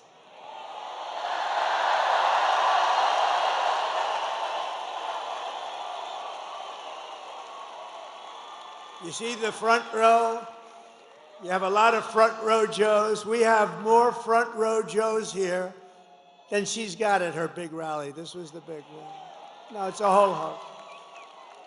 She tried to get stars to come in, and they wouldn't do it, actually. She'd go and get Beyonce. No. Beyonce would come in. Everyone's expecting a couple of songs. And there were no songs. There was no happiness. It's just like, give me my check. I want to get out of here.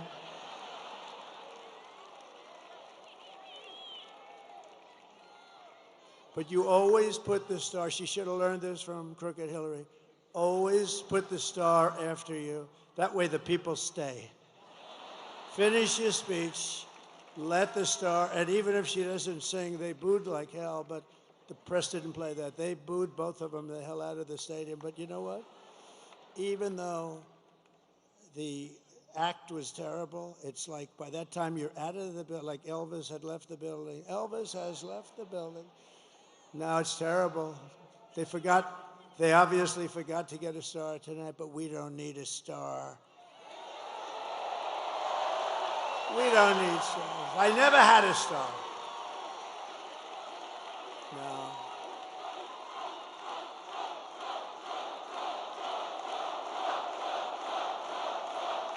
We don't need a star. Just to bring it back into seriousness, we don't need a star because we have policy. We have great policy. We have great policy. No, we do have great policy. Look, they have horrible policy. They've got a machine that's incredible. They've got a vicious, horrible, horrible group of people, a machine where they can have open borders and let people pour into the country. They can have transgender operations at any age, anytime you want. They can be pushing men playing in women's sports. And because she's just a vessel, and Joe Biden was just a vessel, it's a group of very powerful people that are probably people that hate our country and they want to destroy our country. Somebody said, are they dumb? Well, who would have these? It's embarrassing when I say, we will keep men out of women's sports. I'm saying, can you imagine saying that 10 years ago? They'd say, this guy's cracked up. This guy's crazy. Who the hell's going to have men playing? Did you see the Olympic boxing where two people who transitioned? They transitioned from men to women and just a light jab. That was the end of that one. You know, a jab, for those that don't know, but that's just like like a defensive punch. And the young lady who's a champion walked back to the court. She was from Italy, beautiful young lady, which I'm not allowed to say. You can't say beautiful, so I'll take beautiful. But she was a beautiful young. In politics, you're not allowed to call a woman beautiful anymore. It's the end of your career. So please delete the word beautiful. Thank you very much. Well, 60 Minutes deleted the whole damn answer. What? So I'm allowed to do that, aren't I, Susan Wiles? But America will be bigger, better, bolder, richer, safer, and stronger than ever before. Sure. Tomorrow you have to stand up and tell Kamala that you've had enough, you can't take it anymore. She's the least talented person we've ever seen in government. She allowed our borders to be opened. She's allowed bad things to happen. She allowed a man who was grossly incompetent to remain in the most important position of any country in the world when they're talking nuclear weapons and they're talking wars. And she still says, oh no, I didn't notice anything wrong. If she didn't notice anything wrong, then she's got a bigger problem than he has. So we don't like it, Kamala. We don't like what you've done.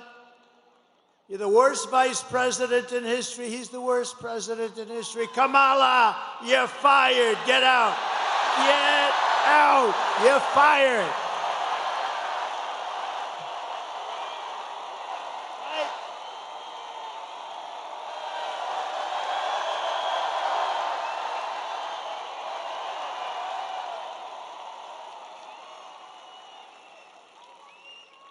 See, I consider all those guys back there with the big muscles And it's not my thing, but I consider them really beautiful to me.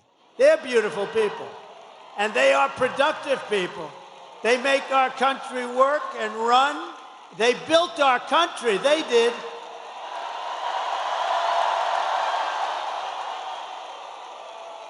And then you had stupid politicians that let them down. And those companies got taken out of Pittsburgh and every place else, like you take candy away from a baby. But now we have the exact opposite. If we win Pennsylvania, we will win the whole thing. It's very simple.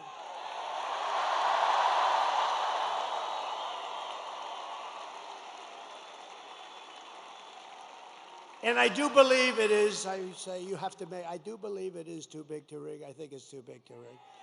They'll try. And they are trying, you know, though.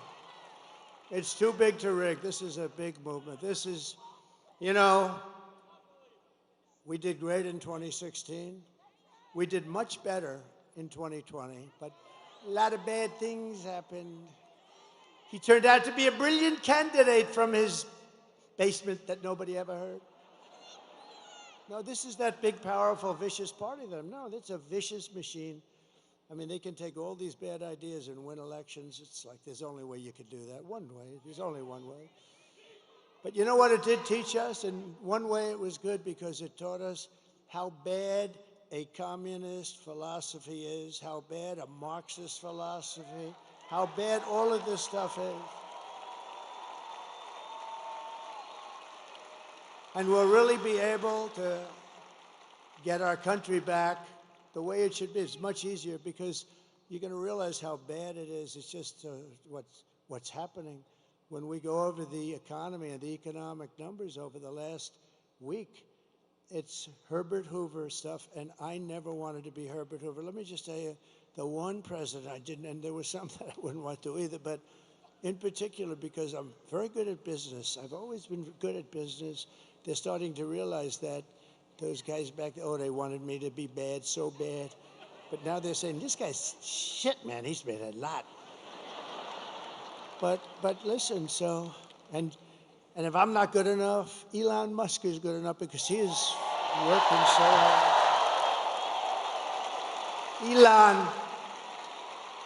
Elon with that rocket, think of that rocket 2 weeks ago coming down and those engines are blasting. And I said, man, a few days ago it left, it was a beautiful crystal white. Now it's all like fire blazing. They know about that.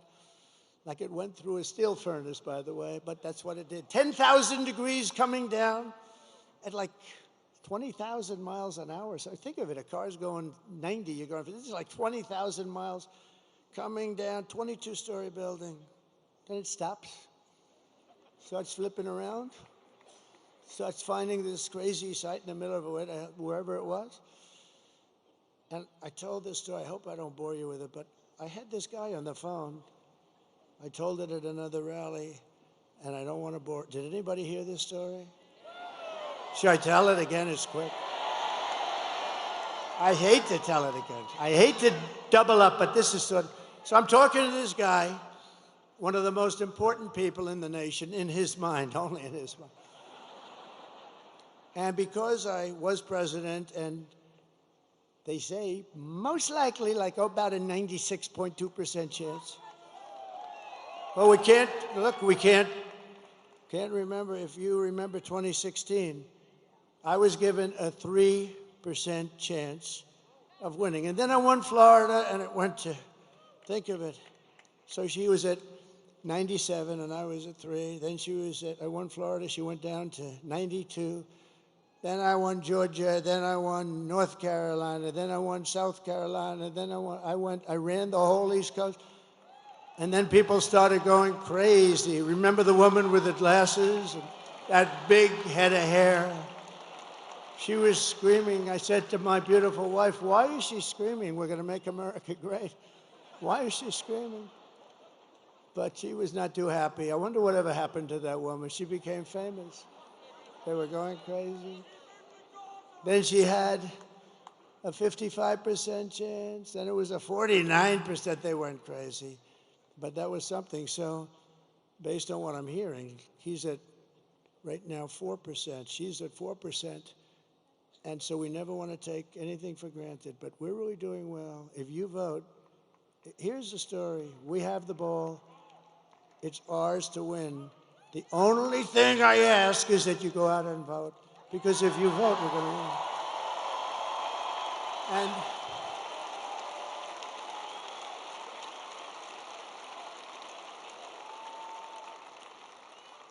And believe the fake news when they say, this is going to be tight, it's really not tight.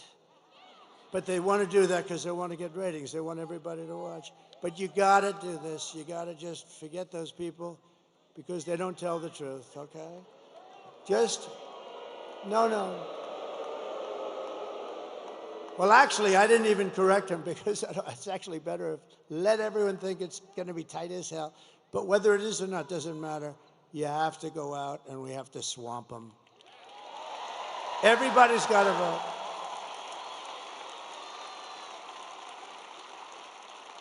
So over the past 4 years, Kamala has orchestrated the most egregious betrayal that any leader in American history has ever inflicted upon its people.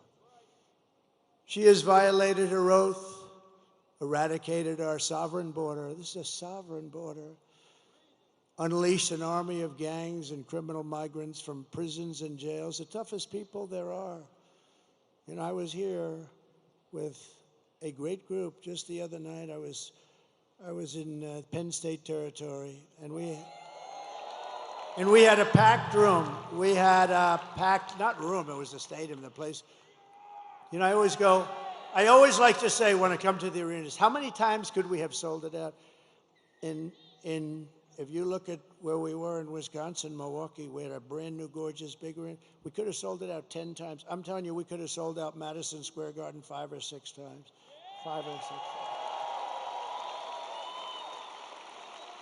And I always view it that way. But we had situations where, and we put up videos of the vicious crimes. I don't put them up anymore. You know why? Because the fake news refuses to put them on. And I have friends call me, they love to watch the rallies. They can't get enough of them, and they're going, President, it's so terrible. You're speaking, and then you put up a video on a screen right behind you, and the fake news refuses to, all they have to do, they don't put it on television. They have the thing on every one of the stations, and you know, there's one that doesn't really treat us good, but people think they do. Nobody can figure that one out, I'm sure. They don't treat me good, but that's okay. But listen, they can't move the television. They can't move. All they have to do is take that camera and go like this, 1 inch over, 1 inch up, and you'd be able to see the screens, but you can't see them. So I don't really bother with it anymore. It's a terrible thing, We have to get them to straighten out, because I think without a free and fair press, it's very hard to do what we want to do. It's a very hard thing. Very hard thing to do. But they're allowing people to come in from insane asylums and mental institutions from all around the world, from Venezuela to the Congo in Africa. They're stealing our jobs, and they're stealing countless American lives. They're killing a lot of people, much more than you're reading about. The day I take office, the migrant invasion ends and the restoration of our country begins.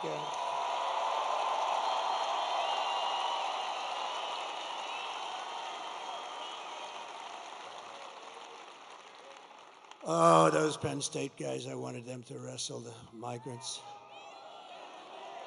I told, you know, the UFC, Dana White, they killed me in this. I told Dana, you know, to set up your League of Champions, unbelievable, best fighters in the world, and a migrant league.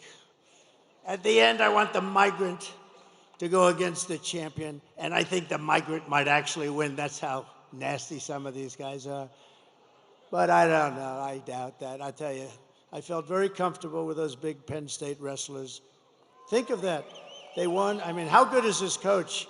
They won, in the last 13 years, they won 11 national titles. They won the title this year. And I had them up. I brought them up in the stage at Penn State. I was at Penn State. The place was packed.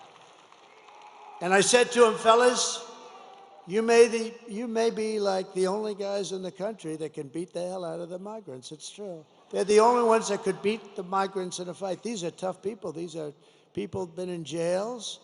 They're killers. They're murderers. The level of viciousness is unexcelled. And it's from all over the world, not just from South America. So we love being there. I was just 2 days ago. We love being there. We love seeing these young guys. These guys were great. But they won 11 out of 13 titles, and it's called Pennsylvania. Here we are, right? It's one of those things. They're pretty good. But we have to stop because the United States is now an occupied country. We're an occupied. Can you imagine somebody getting up and making a statement? We are an occupied country. When you look at what's happening in Aurora, when you look at what's happening in all places, Springfield, how about Springfield, Ohio? We're an occupied country, and you know, those are just the places you hear about, but they're taking over large sections of the country. Yeah, Colorado, remember Colorado? They're the ones that started the movement, the governor, the weak, pathetic governor of Colorado. He's a radical leftist, and he's afraid of the people, the gangs from Venezuela. He's afraid of them. He's afraid to do anything. He's lost control of his state. But he was the one that wanted to have Trump taken off the ballot, even though I was leading all of the Democrats, all of the Republicans at the time. I was number one. And they went to the United States Supreme Court and got a 9-0 approval, but that Trump has the right to run for president. He wanted me off the ballot. And the people in Colorado,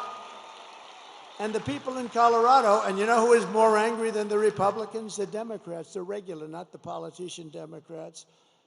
And they showed me with polls where I was leading in a state that normally, well, of course, you know, they have all mail-in voting, so, you know, you can't count too much on that. But if you didn't have, if God would come down from heaven, if God would come down and be the vote counter just for one night, he'd only take 1 second, because, you know, God works faster. God works faster, Megan, than anybody else I can imagine. Right? So we only need God for 1 second. He'll do the job. He'll do the job and he'll be gone. You'd see we'd win a lot of these places. California sends out 38 million ballots. They send them out all over the place. They come back. Nobody knows what the hell is happening. Some people get 8 ballots, some people get 5, and some only get 2 or 3. And I went to California. We had a rally. We had 107,000 people show up. I said, there's no way I would lose. And I do well with Hispanics. I just got, a poll just came out. I'm at 56% with Hispanics compared to this woman who was at 36%. How about that?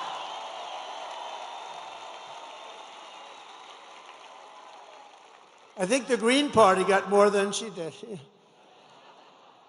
I love the Green Party. Jill Stein, this may be one of, I never met her, but she may be one of my favorite politicians. But it will soon be, think of it, we're an occupied country, but it will soon be an occupied country no longer. It's not going to be an occupied country. November 5th, 2024 will be Liberation Day in America. On day one, I will launch the largest deportation program of criminals in the history of our country.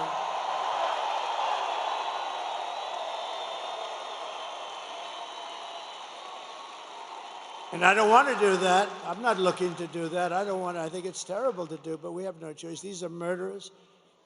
13,099 put out by the Border Patrol, who, by the way, 2 weeks ago gave me the best endorsement you've ever seen. They said, I'm the greatest president in American history. And I said, does that include George Washington and Abraham Lincoln? Yes, sir, it does. When they say that, they're all in, right? Better than Lincoln or Washington, who would have thought? I wonder what my parents say up there. Hi, Mom. I know my mother's up there. My father's a little bit, it's in dispute. He would be up there. He was a strong guy, but he was a good guy. But I will rescue every city and town that has been invaded and conquered. Can you imagine? We're talking about, these are military invasions without the uniforms. That's all it is. And we will put the vicious and bloodthirsty criminals in jail or kick them the hell out of our country as fast as we can. And to expedite removals of the Tren Aragua gang and the MS-13 gangs, equally as vicious. You know, MS-13 took two beautiful teenage girls walking to school in Long Island for some reason we took them out by the thousands. ICE. She wants to defund ICE. ICE, they're tough as hell, and they're also people that love our country. They took two young girls and they sliced them into pieces as they were walking. They sliced them into, they didn't shoot them because that's too quick. They sliced them up and left them dead. Two young, beautiful girls walking to school. And ICE did their business. ICE went in and took care of them. But can you imagine? And now she wants to defund ICE. Let's defund ICE. No, these are rough people. These are bad people.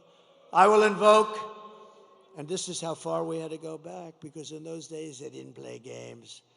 I will invoke the Alien Enemies Act of 1798 to target and dismantle every migrant criminal network operating on American soil.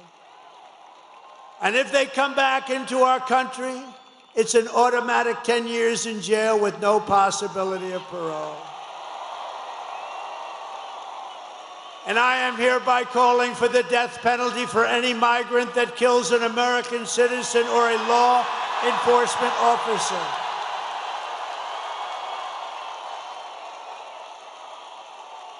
Right?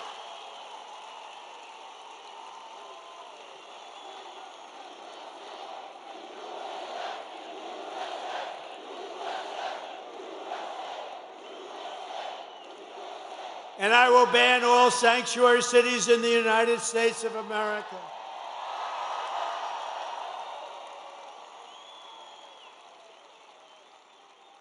And I am going to immediately do something that nobody's ever heard before. And I've wanted to do it for a long time, but I don't want these guys to do it because they won't do it properly. We will immediately stop the drugs pouring across our border. We lose 300,000 people. You don't lose 90. They've been saying 90, 90, 90.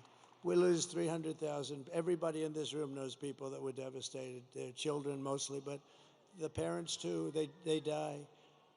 Fentanyl, they put a piece, take a pin, put a little tiny piece of fentanyl on the top of that pin, and that can kill 5 people. Put a little bit more, it can kill the entire town. This is what we're dealing with. Everybody I know is losing sons, children to fentanyl. We lose not 100,000, we lose probably much more than 300,000. So essentially that's a war, right? That's a war. We don't lose that many soldiers if you're in wars. So we lose 300,000 people a year to drugs entering from Mexico. And if they don't stop this poison from flooding into our country, and they can stop it by not accepting it from China, and I'm doing the same thing with China, we're going to tariff the hell out of them.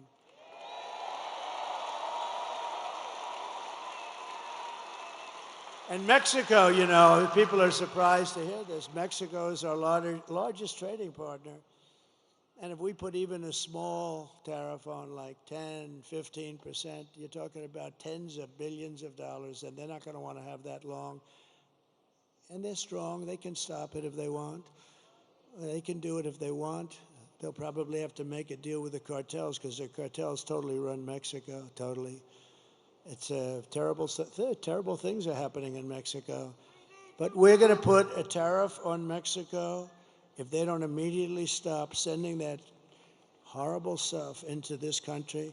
And likewise, we're doing it with China. If China doesn't stop, you know, I had a deal with President Xi. He was going to give the death penalty, because in China they give the death penalty. When I first met, and I had a great relationship until COVID, until I call it the China virus. I'd like to be more accurate. I had a great deal and a great relationship with President Xi. Really great. He came to Mar-a-Lago. We spent a lot of time. We had a very good relationship. He's a strong man. He's a fierce person. You know, people said, "What's he like?" He's fierce. There's nobody in Hollywood that could play his role, believe me. And I say that with respect. But I said to him, you're killing a lot of people by sending fentanyl into our country. I said, how many people do you lose a year with drugs? No, nobody. I said, what do you mean nobody? No, we have no problem with drugs. Why? We have a quick trial. What is a quick trial? I mean, I know what a quick trial is. What is a quick trial? If we catch a drug dealer, we bring him to a quick trial. He said, we bring him to a quick trial. And they're almost always found guilty. And then we send the bullet home to the family, and the family must pay us for the bullet. Can you believe this? This is a little different than our country. In our country, they'd lawyer up, they'd be going to trial for 30 years. But they have no drug, they have zero drug problem. And I said, I want you to do me a favor. And we made a deal. You're killing our people, and that's going to end up in bad things for you, really bad for you. Not for you. Can't get any worse for us. I said, I want you to do me a favor. I want you to give the same death penalty to those people that are sending fentanyl into the United States. And if you don't do that, I'm going to tariff the hell out of your shit coming into the United States.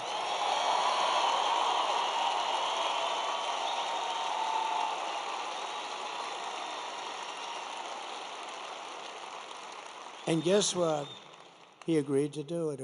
We had an agreement, and then we had a very bad election, a horrible election. Think of the difference, how different our country would be. You wouldn't have had the fentanyl problem. You really wouldn't.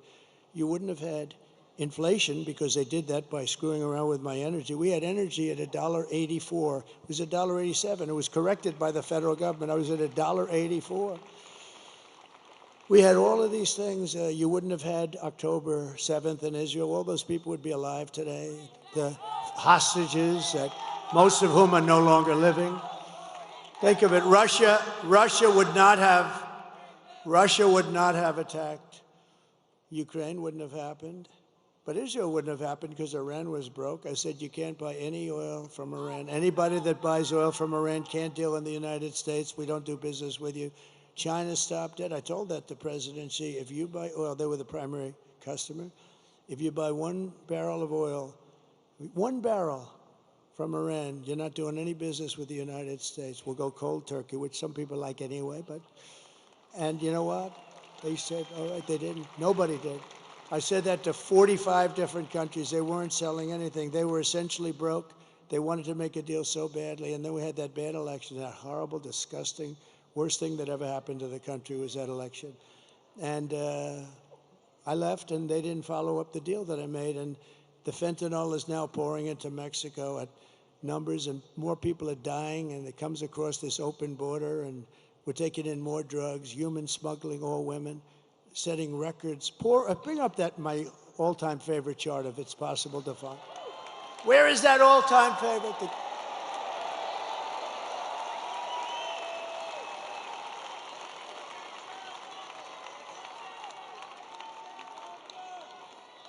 So the red arrow on the bottom, that's the lowest. It's done by the Border Patrol, not by me. It looks like something done by me, doesn't it? But that was my last day in office. Look at the red arrow. That was the lowest that we've ever had. Drugs, it includes drugs, but drugs and human trafficking, but mostly illegals coming into the United States of America. Look at that number. And it would have gone down. All they had to do is leave it alone, leave the people we had, Brandon Judd, all these great people. Tom Homan was consulting me. And all these great people, that's all they've done in their life, and we had it down to a science. The drugs were coming in at the slowest rate.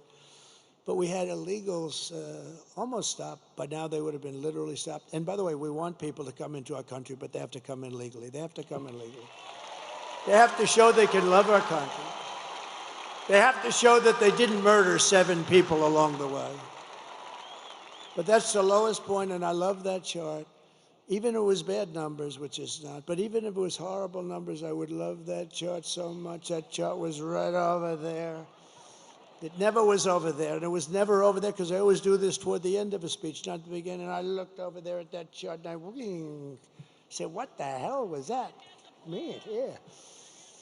So that was pretty amazing. But, you know, I do want to tell you one quick story. So I'm in Detroit, And Mexico is getting rather rough with us in terms of trade.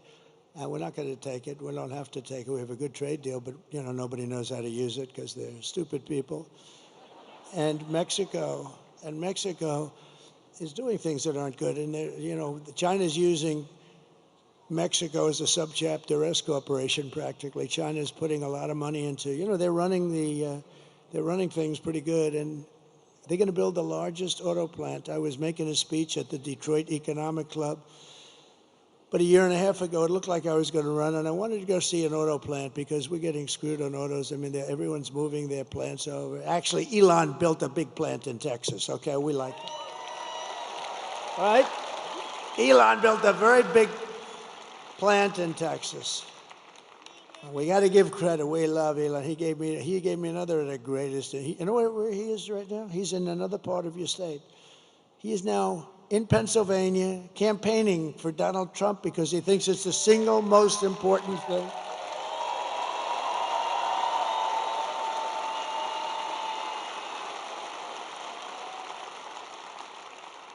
And he said something to me that was interesting, because nobody knows computers. That rocket I was telling you about, the way it laid down, he said that's all computers operating the engines. The engines are the easy part. He said the computers, it's tremendous computerization, the way it just shifted it over, so beautiful.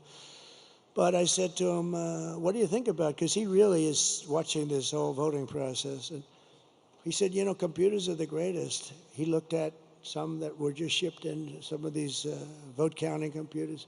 He knew it before it even came in the door. He looked like at the back of it. Oh, I know that one. I mean, he knows he knows this stuff better than any. And he actually said, and this is for the good of everybody. It's the good of mankind, essentially. If you look at France, if you look at all these, they had their mail-in voting. They all gave it up. That nobody does like we do. And Gavin Newsom, look at Gavin Newsom. So now not only is voter ID no good, if you're an official and you ask somebody for voter ID, I'd like to see your voter ID, you have committed a criminal act. Do you believe it? The mere asking, he just signed the bill. That's right, Megan, isn't it? The mere asking. This guy just signed the bill, and an official says, I'd like to see your voter ID. He's guilty of a crime. This is crazy. And there's only one reason they want to do that, because they want to cheat. But Elon Musk said to me, I hope I'm allowed to say this. I think I am, because one thing, he's out there. He's a guy, he just wants the truth. He's an incredible guy. And he said, computers aren't meant for this kind of stuff. He said, there's only one thing you can do. He's the most sophisticated guy in the world when it comes to computerization. He said, the only thing you can do is paper ballots, same-day voting. Paper is very sophisticated. Watermark. It's very sophisticated. Paper ballots, voter ID, one-day voting, not 10 days where you say, oh, let's move these boxes from that room to this room because we're going to fix the air conditioning. And then the boxes never get put back, and you say, what happened to those boxes? Oh, no, one-day voting, he said. And he said also proof of citizenship. It'd be nice. Very simple. And you'll have your answer as to who won and who lost by 10 o'clock in the evening. Nobody's going to dispute. France had it, 37 million votes, and we knew who won and who lost at 9:30 in the evening. That's the time that they said. Do you know that I'm hearing that stories that they may take 12 days extra to count the ballots?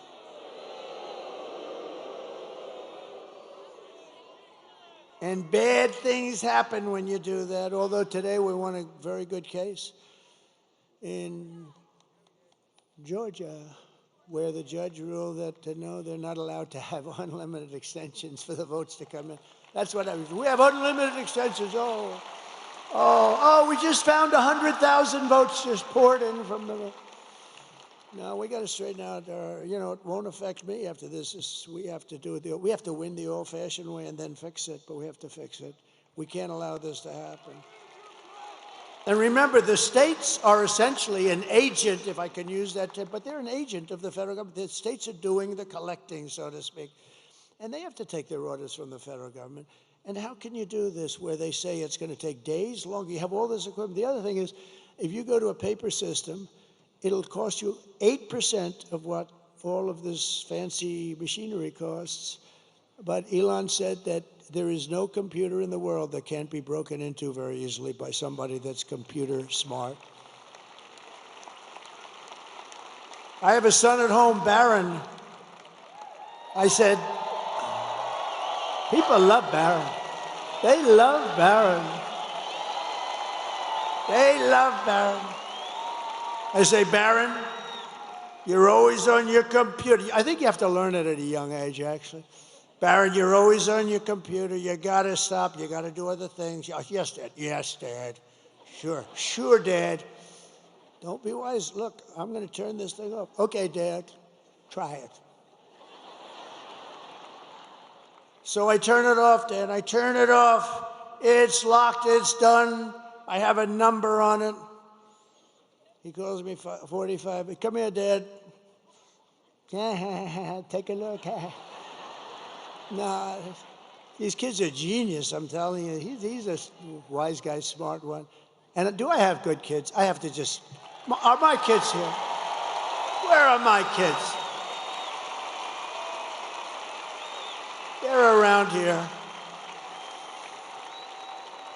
They're around here. Get them out here. I think I want to bring them up. 4 years.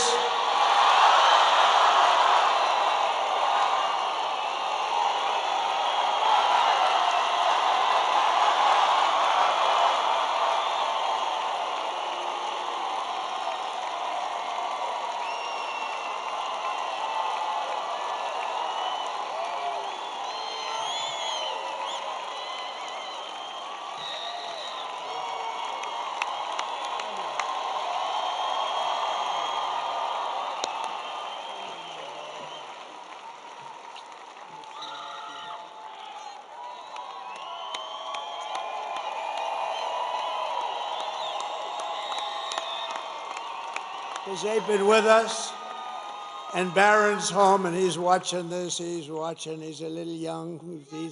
He's watching. They love Barron, huh? They love. We love Barron. And Ivanka's great. She watches. She loves this whole thing. She loves it. She loves you. She loves it. She loves the whole thing. But I just thought, you know, it's sad because we've been doing this for 9 years. We've had hundreds of rallies, hundreds. Actually, numbers that are not even conceivable. I've heard 800, 900, I don't know, but we don't even count them. But and they're all like this. They're all these magnificent, magnificent rallies. And this is the last one I'm going to have here. And I have one left, a whole thing. And remember, the rallies are the most exciting thing. There'll never be rallies like this. You know, you're going to have some leading candidate come in 4 years. And honestly, if they're successful, they'll have 300 or 400 people in a ballroom someplace. This is never going to happen again. It happens every single time. And it's never happened in the world. There's never been. This is a movement that's never happened, and it's going to be a movement that's going to save our country. It's going to be a movement that's going to save.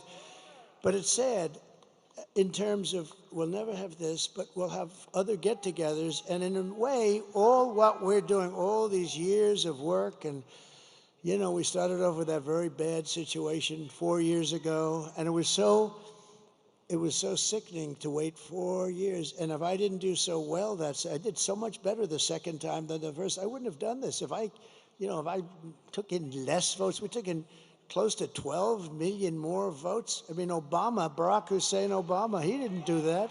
He got far less votes the second time, and he won. And he's a major divider. I watched him the other night. I mean, he's a very divisive guy. I've always said that. He is a very divisive guy. And his wife, I've always been so nice. Ooh, she was hitting me. She was hitting me, Michelle. She was hitting me. That wasn't nice. I've always been nice, but they're dividers, I'll tell you right now. We're not going to stand. Dividers are no good. He's a highly overrated man, I'm telling you that. But he's a divider. I watched him with this crap where he's trying to get her in. He's the one that pushed her in the first place. And look what happens. I mean, I hope it happens, because if it doesn't happen, this country's in big trouble.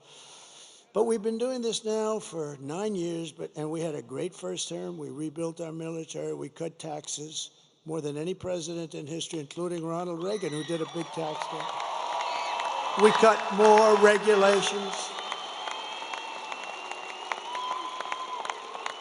We developed an open Space Force through the Congress, and I think that's going to go down. First time in 82 years that last one was the Air Force. We did that. I mean, think of all the different things that we did. We were respected all over the world.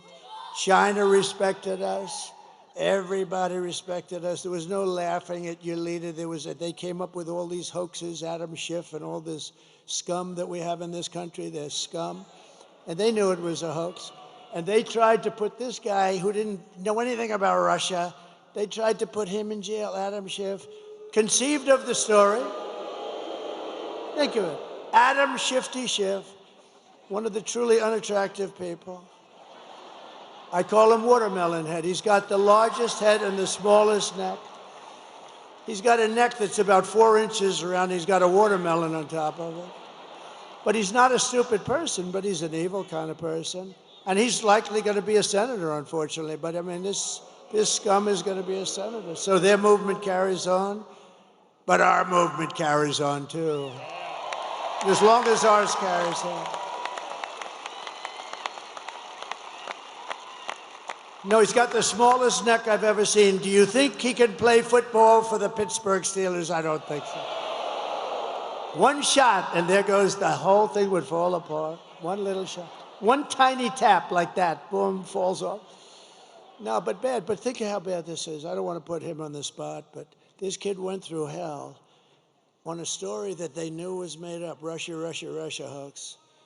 And I saw Schiff come out of an intelligence meeting or something. He's not supposed to even do this, but he goes out into his press, and he says, Donald Trump Jr. will go to jail for what he's done with Russia. Right? And I said, whoa. I said, what's this all about? So I call him up. I said, Don, what's going on? I said, Dad, I don't know anything about Russia. He didn't do anything.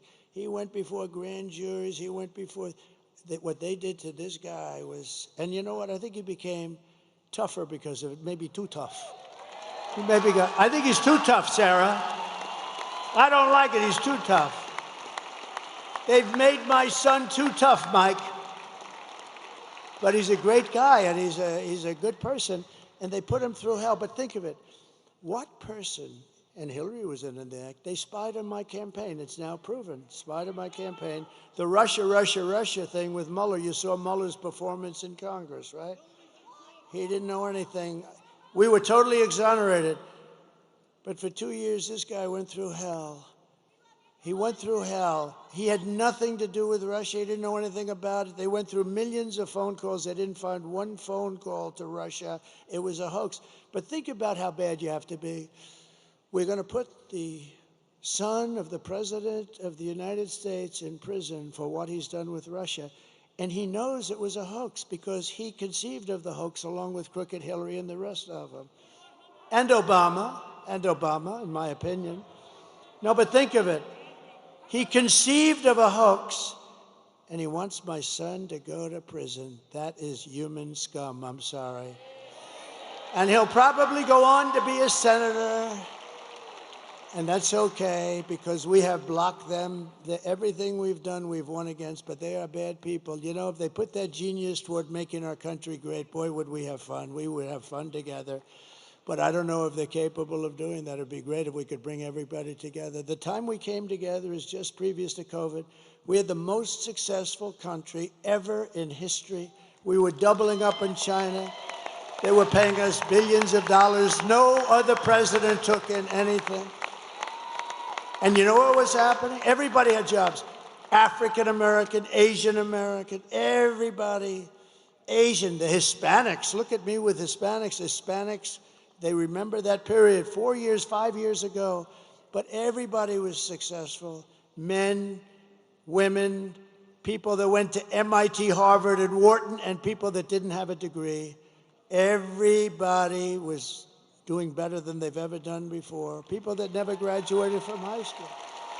And I'll tell you what was happening is I was getting calls from people that I would say are the radical left, but people that were definitely very far left, and people wanted to start meeting. There was a whole thing. This country was coming together, and then we got hit with something that nobody knew what the hell it was, although I did say it was from the Wuhan lab. I was right about that.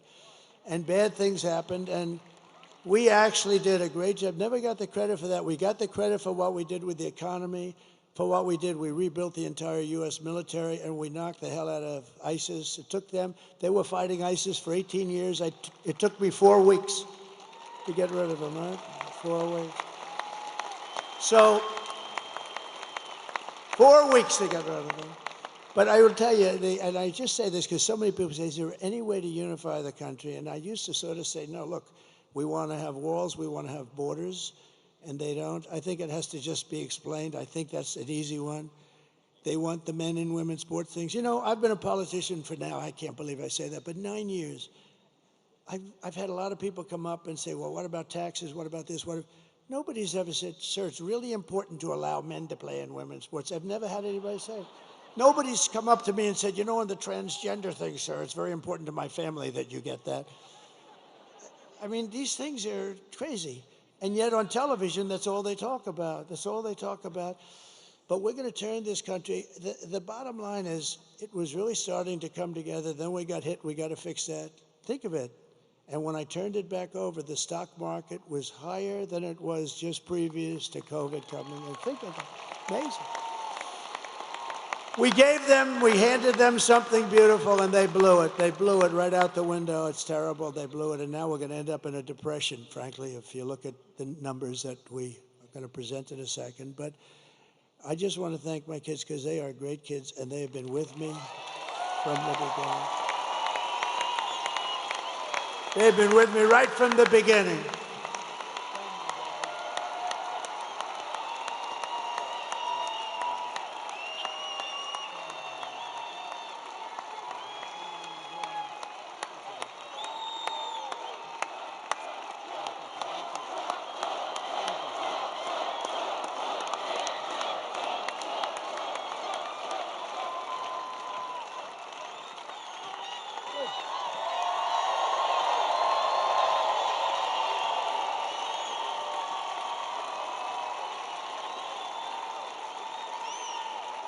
And I thought I should do that because we go to Michigan tonight, and we do one final. We'll do 4 tonight, but we go to Michigan, and I really thought I should recognize my children.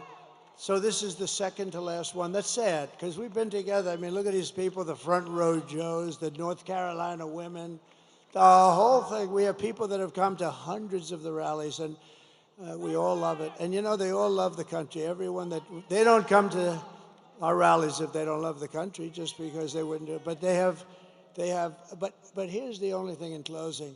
We have done these rallies, and they were only done for one purpose, to put us in a position that we can be put in tomorrow to fix our country, because the rallies, otherwise it's just nice entertainment. So all of these rallies that we've had for years now, they're done to put us, and you know, after that last horrible situation, and so many bad things happened, China was immediately allowed to go buy oil, and Iran has hundreds of billions of dollars now. They had nothing. They were broke, and so many other things happened, and it's really sad. But we were put in a position with these rallies where, I can't tell you yet, but I mean, we're certainly on the 2 or 3 yard line, and the only way we can blow it is if you blow it. I've given you the ball. I mean, you got to go and vote. You got to vote. And if they vote, Susie, right? If they vote, it's over. And they know it. They know it. They know it.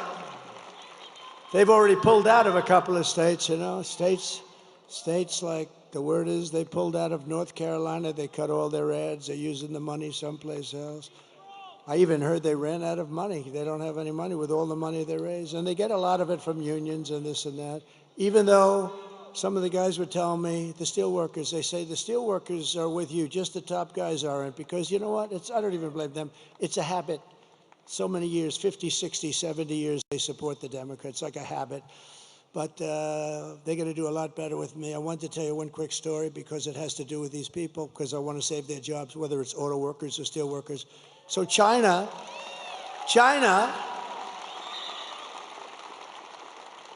I have a friend who's the best and the biggest auto factory builder in the world, I guess. Very big, very good, very capable guy, John.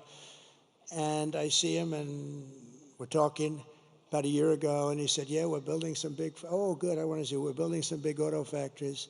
Great, I want to see one. When can we go? I want to take a look, because, you know, I'm thinking about running pretty hard, and that's a big thing. We got to save Michigan. We got to save Detroit. Detroit's got big problems. But just generally the car industry, right? It's a big industry. We want to be at the top. So I want to see one of the factories. Okay, good. We're going to go down to Mexico. I said, I don't want to go to Mexico. I want to look at it. No, we don't build the big ones over here. What do you do? He said, it's just, we don't. It just doesn't work that way. So he said, as an example, we're building a really big one in Mexico right near the border. I said, who's the owner or the principal? He said, China. So China's building a massive auto, massive. He said, it'll produce probably more cars than the state of Michigan produces, when you think, you know, because they have smaller plants, they're all over the place. Some of them are very old. I said, that's bad. That's going to kill Michigan. It's going to kill Detroit. It's going to hurt South Carolina, Tennessee, and various other places that are involved. That's really bad. This is a big, yeah, they're going to build more. And I thought about it, and about 2 months ago, I let it be known that I'm going to put tariffs on all the cars that they're going to be selling us into the United States.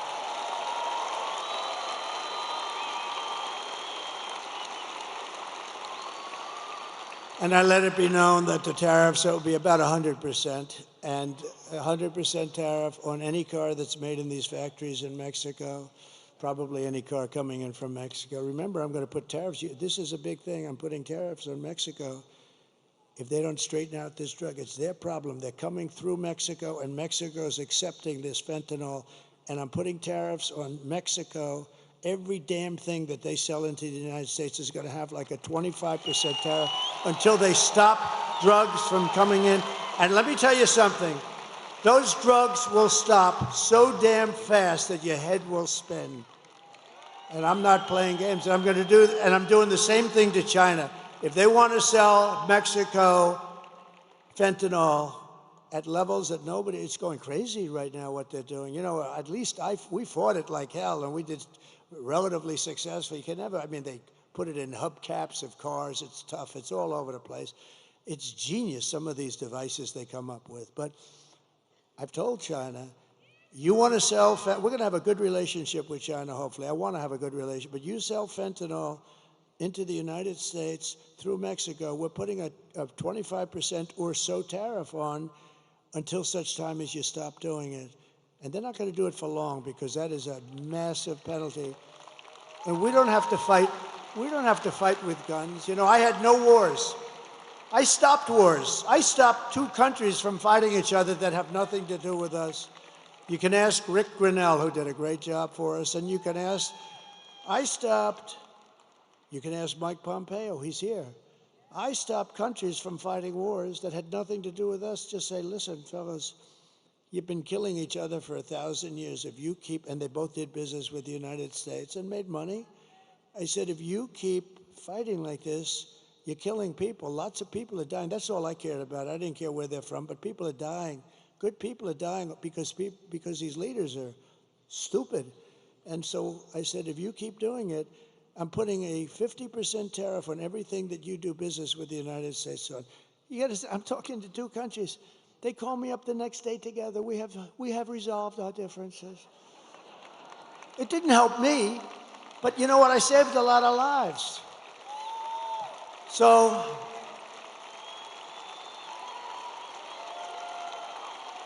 getting back to the auto plant, because, you know, I may be the greatest weaver of all time. But what happens, only brilliant people can do that. Stupid people can't do it because they get lost. Where am I? So the stories are very boring. They have to go right down like this, right down to the bottom. They can't weave it all, but I can weave and tell you all these stories. And they're all related, and in some cases, not too much, 10%, but 10% is enough. So getting back to where we started. So I see John. I'm at the Detroit Economic Club last week. Had a great people. And I see John sitting in the audience right where that big, strong guy is with the label in his jacket, right there. You with a hat on. Big, powerful guy. He's much more powerful physically than John, I can guarantee you that. But I see John sitting right there, and I'm making a speech. I want to see John. I want to get this speech over with. I want to find out what the hell's happening with that plant. But I had told everybody that if they build that plant, I'm putting a 100% tariff on every car that stupid plant makes, because they're looking to hurt our country. And I did that and then sort of forgot about it. But now I see John. I say, do me a favor, that guy sitting over there, please bring him backstage after I'm finished speaking. They bring him backstage. I say, hi, John, how's that plant going where China's going to spend all that money to build a big plant that's going to hurt the United States and kill its auto industry? He said, sir, I was notified last week that they've given up the plant. They're not going to build it. They think you're going to win. And if you win, they think it's going to be a very bad experience for them. They're going to lose their shit. And that's what happened. And I stopped it. And those guys back there, I took some pictures with a few of them, and they were hugging and kissing me. I said, get off me. Look at the size of those arms over there. They never kissed a man in their life. But you know why? Because I put tariffs on China dumping steel in the United States, and every one of those guys is working now, right? And they're all working now, and their steel plants are open. And I was just starting. So they like Trump. The rank and file loves Trump. The other guys are sort of like, there's something strange going on. But I don't care. It doesn't matter. I don't want the other guys. I just want these guys. I'll tell you, the Teamsters supported Trump, 62%. And they have a great leader. They have a great leader in the Teamsters, right, Steve? Sean O'Brien is a great leader, but he just took a neutral, and I think that's good. But he took a neutral position. But they took a vote with the Teamsters, and the Teamsters voted for us, and the firemen voted for us. I mean, everybody's voting for us. And I like union, I like non-union, I like everything. Depends where you are, but the unions have been amazing. But the steel unions, they were all going to go out of business. If I didn't put those tariffs on, there wouldn't be one steel plant in this country open, and that's a business, right? And that's a business we need. Look, I'm going to keep us out of World War III. We're not going to have World War III. But if we ever had, steel is a business you have to have. If we ever had a war, you need steel. War with China. Oh, do you think they'll keep selling us steel? I don't think so. We need more steel from China as we attack China. These people are crazy. So that's one of the reasons I like those guys. And it was a 50% tariff, and I would have lifted it higher, but they practically stopped. And all these steel mills are open today because of what I did. There wouldn't be a steel mill in the country. And these guys didn't have the guts. They would have never had the guts to do it. So 4 years of Kamala have delivered nothing but economic hell for the American workers and the auto workers, all workers. Her inflation disaster has made life unaffordable and cost families over $30,000 in higher prices. We got to get the prices down, and we will. When we bring the energy way down, the prices are going to come down. It's very simple. It's not that complicated. When they took over energy and they made it like they're going to close up everything, the prices of energy went up, and that drives it. It's so big, energy, it's so powerful. And we have more than any other country, but we don't use it. Just days ago, we had the worst jobs report in modern history with only 12,000 jobs that were created. We used to hearing 250,000 jobs. It wasn't as good as we anticipated. 12,000 jobs. That's like Walmart. Think of it. No, Walmart deals in those numbers. This is a country. But listen to these numbers. 30,000 private sector jobs were killed in a single month. And most of the hiring is done by government jobs, so it's easy. You just tell the government to hire some more people to keep your numbers up. but they're not the jobs you want. You want the jobs like the people standing behind me.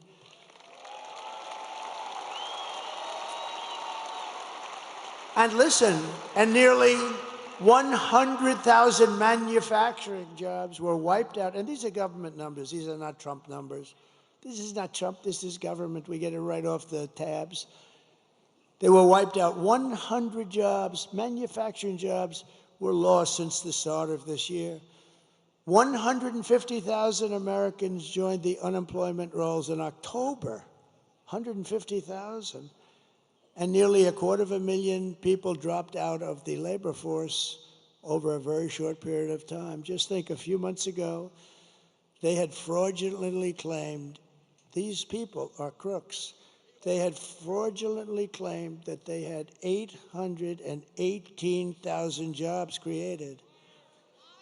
And it was a fraud. And what happened is they wanted it because that was such a big number that it made the jobs picture not look great, frankly, because they're so far down. But it looked okay. It wasn't like a story. You know, they had a normal thing. So they created a fake 818,000 jobs, and they thought they'd be able to get away with it through the election. They wanted to get away with it right through the election and then announce a week after the election that they're going to revise the numbers. How would you like to be me? And that happened. When I heard this, I looked up, I said, thank you, God. Thank you very much. Because, you know, how would you like to be me and have a phony, well, I sort of had that the last time, in all fairness, with all the phony crap, but how would you like to be me and let's say I didn't win because the economy looked like it was doing okay, and then you see that they fraudulently put down almost 1 million jobs on the rolls, and then they announced that we're going to revise the numbers downward. But they also did something else because they just revised past jobs report down by an estimated 112,000 fake jobs. So that's almost 1 million fake jobs, and the press doesn't want to write about it. But Megyn Kelly will write about it and talk about it, and others will, but they have to know about it. Meanwhile, 100% of the net jobs created in the United States of America has gone only to migrants. Migrants have occupied 100%. And these are depression-type numbers, and that's where we're heading. If she's elected, that's where we're heading. If she's elected, this is a depression. This is a 1929, and there was nothing worse than that. This is in 1990s where it was not good, but fine. This is a 1929 where people were jumping off buildings. This is a 1929. It took 25 years to recover from that mess. And I always said, I said it before, the one president I don't want to be under any circumstances is Herbert Hoover. And that was done by bad tax policy simultaneously with lifting all sorts of other things that made it impossible for people. A lot of mistakes were made. But it took 20 to 25 years to recover. And I don't want that happening. And that's going to happen with her. She doesn't have a clue. She doesn't have a clue. And, you know, I just mentioned a name, but a woman who I saw the other night on television just rip some poor idiot apart. Megyn Kelly is here, and she's doing, come up here, Megyn. She ripped a guy apart.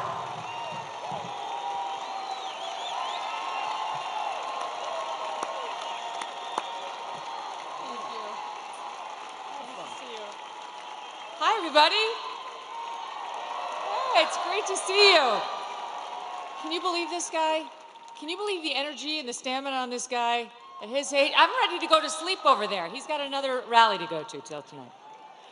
Let me tell you, first of all, one of the reasons why I wanted to come here, one of the many reasons I wanted to come here. When I launched my show 4 years ago, we had Mark Cuban on the program. You know, yeah. May seem he was in the news this week. And he started going on about how bad America's race history was and how ashamed he was of America, and that's why he was at all these protests, and he felt it was really important to stand up and speak out about human rights violations. And then it got awkward when I asked him about all the money he was taking from China. And then he dropped a bunch of F-bombs, and I thought, I really enjoy this feeling of proving Mark Cuban wrong. And so here I am, at a Trump rally, a strong, intelligent woman to prove Mark Cuban wrong again.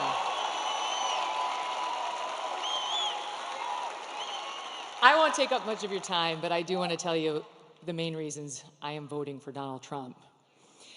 Number one, immigration. He mentioned it. And people like Laken Riley. I'll be thinking about her tomorrow all day. 22 years old, killed in Georgia, a young nursing student by an illegal. I'll be thinking about Jocelyn Nungare, 12 years old, in Texas, murdered by 2 Venezuelan illegals. President Trump closed the border. Kamala Harris opened it by choice. It wasn't accidental. She said it would be humane. That's what she and her boss believed. Tell it to Laken Riley's family. There was nothing humane about it. He closed it. They opened it. It was an intentional choice, and there's no reason not to believe they won't do it again. The boys should not be in the girls' sports. The boys should not be in the girls' bathrooms. The boys should not be in the girls' locker rooms. Peyton McNabb, North Carolina sophomore in high school, slammed so hard in the face by a volleyball hit at her by a boy pretending to be a girl, she suffered traumatic brain injury and permanent paralysis. Kamala Harris looks at her and says, "Be kind, suck it up." And that's what's right.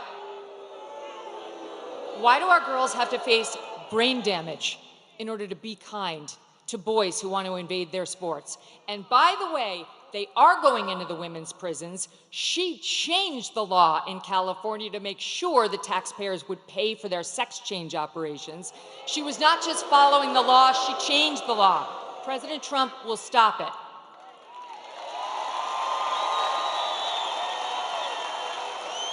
He got mocked by the left for saying he would be a protector of women. He will be a protector of women, and it's why I'm voting for him. He will close the border. He will keep the boys out of girls' sports and where they don't belong. And you know what else? One more thing. He will look out for our boys, too. Our forgotten boys and our forgotten men. Guys like you. Guys like these guys who've got the calluses on their hands, who work for a living with the beards and the tats, who maybe have a beer after work and don't want to be judged by people like Oprah and Beyonce, who will never have to face the consequences of her disastrous economic policies. These guys will. He gets it. President Trump gets it. He will not look at our boys like they're second-class citizens. And ladies out there who want a bit of girl power in this election, let me tell you something. How can you win when the sons and the husbands and the brothers and the dads you love are losing? It's not a win. We care, young women and older, about the lives of our children, the safety of our children. And we need not get so obsessed with what happens when they're in the womb that we forget about taking care of them once we're here and they're loved. Last point, what I don't want, what I don't think you want, is the left's version of masculinity. You see that ad they did about Trump voters trying to encourage women to lie to their husbands so that they could vote for her instead of Trump? That's their version of what marriage looks like. An overbearing husband who bullies his wife into saying she voted one way as opposed to an honest, open relationship. Oh, wait, I'm talking about Kamala and Doug. Okay, sorry. Where was that story in the news? Where was that story? I don't remember a single media person, not one, who sat with him, asked him about the abuse allegations against him by a successful professional attorney who has great details, who has receipts, who has witnesses. No one even asked about it. I'm not into their version of toxic masculinity or new masculinity. I prefer the old version. Them, all of you And I prefer a president who understands how to be strong and how to fight. I hope all of you do what I did last week. Vote Trump and get 10 friends to vote Trump too.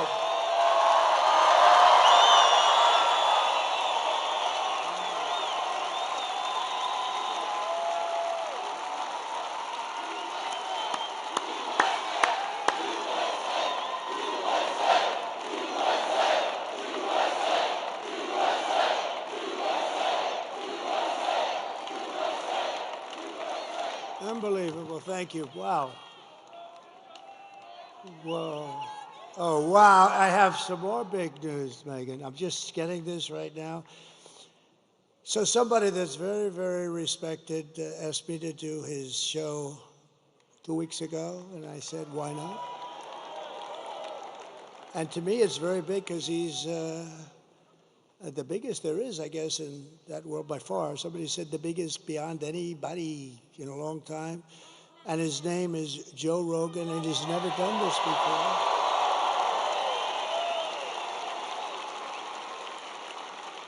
And it just came over the wires that Joe Rogan just endorsed me. Is that good?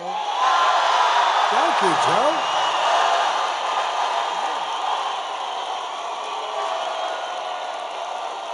That's so nice. And he doesn't do that. He doesn't do that stuff. And he tends to be a little bit more liberal than some of the people in this room. No, I had a lot of fun, and he was amazing, and it was a 3-hour interview. In fact, I was 2 hours late for a rally that we had. I had explained that a little bit, and it was cold out that night. We flew, but we had to make it. We were more than 2 hours late, and they understood. I said, you know, I just was interviewed by a very interesting guy, and he just kept going on. They called it a long form, and it could have gone a lot longer, but he was great. And he's not a person that does endorsements, but he did an endorsement. So I just want to thank Joe Rogan. That's fantastic. And Megan, thank you very much. That was something. That's really something.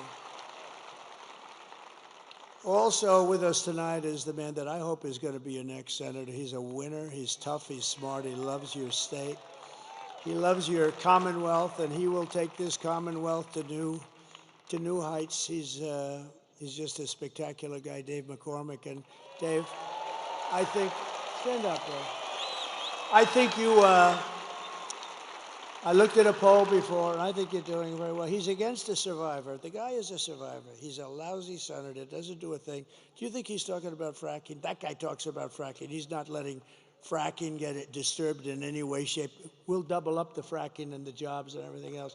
She's totally against, but everything in his life he's done has been successful. He was tremendously successful in college. He was a really good athlete. I don't know, he was a wrestler, but I think the Penn State guys probably could have taken him. What do you think, huh? What do you think? I think maybe, but you never know, right? You never really know. There could be an upset in the making. But he's been successful at everything. He went to Wall Street, became one of the most important people on Wall Street. And I just want to say that I hope you vote for him. He's going to be a great, great senator.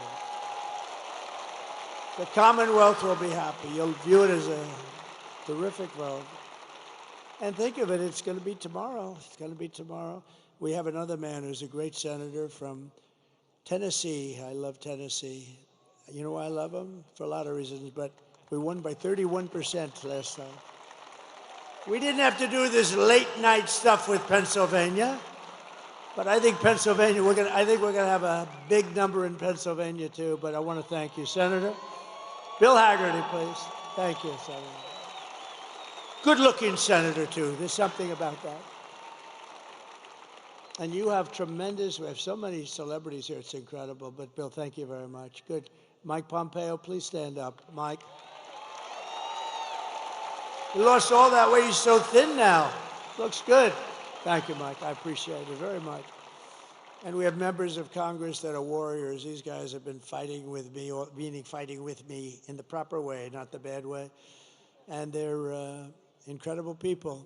John Joyce, Mike Kelly, G.T. Thompson, Guy Reschenthaler. These are terrific people. And somebody told me that, Guy, you were a terrific wrestler. Is that true? I didn't hear that. So I'm never going to fight him. That's all. You know, when you hear that stuff, don't ever go against the odds, right? That's fantastic. I heard really good. Thank you very much, Guy. I appreciate it. Former Congresswoman and Democratic, and she was a good candidate too for President of the United States, Tulsi Gabbard, a woman of great common sense. A woman of great common sense. And she just switched over to the Republican Party, so that's good. She was a Democrat. Then she became an independent, and then she became, thank you very much. It's a great honor. She's a fantastic person. I always said, you know, I've watched her for a long time, and I'd say that's a woman of great common sense, because it's all about common sense. We could say conservative, it's common sense, and thank you very much. I appreciate it. A woman that we're very proud of. She started with us in the Oval Office in the White House. She became press secretary, and she then became the governor of Arkansas. Sarah Huckabee Sanders. Sarah, thank you. Beautiful, thank you. She's doing a good job, too. Oh, we have so many great people.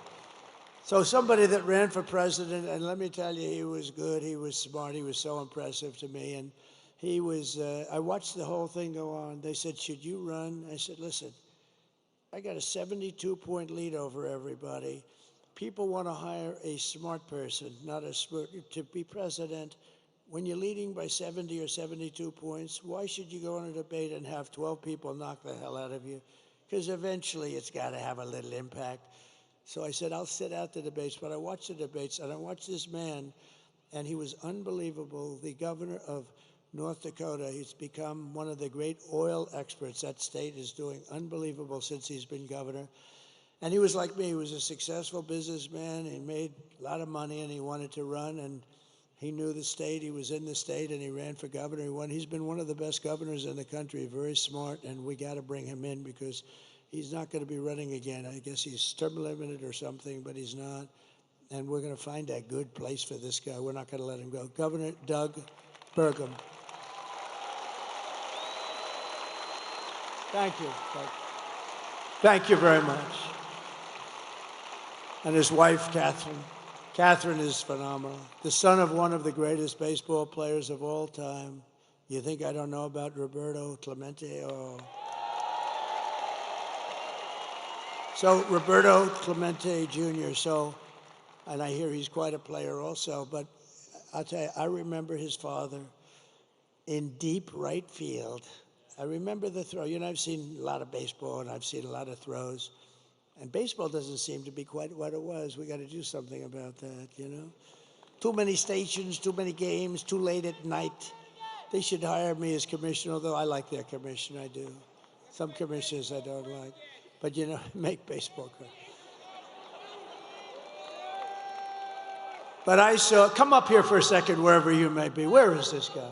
Because this guy was like, come up here, come on up here. Anybody with that gene, anybody with the blood in him of Roberto Clemente. Puerto Rico, I love Puerto Rico. Come on, come here. Tell them how great was your father. Thank you. That's beautiful. Please.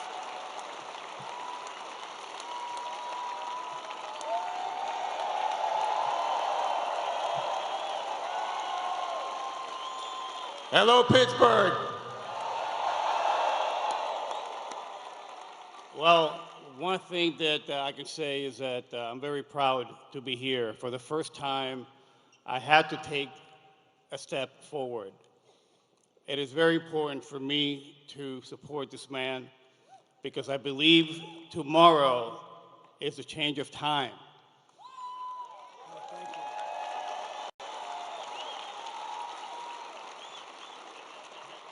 And to answer your question, to be able to talk about my father, the name Clemente, what it means is goodwill and unity.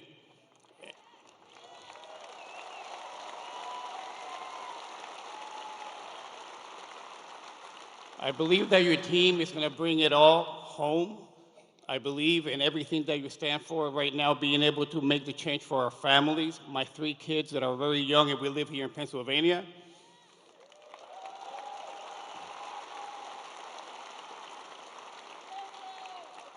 And I told this man that I commit myself to helping RFK Jr.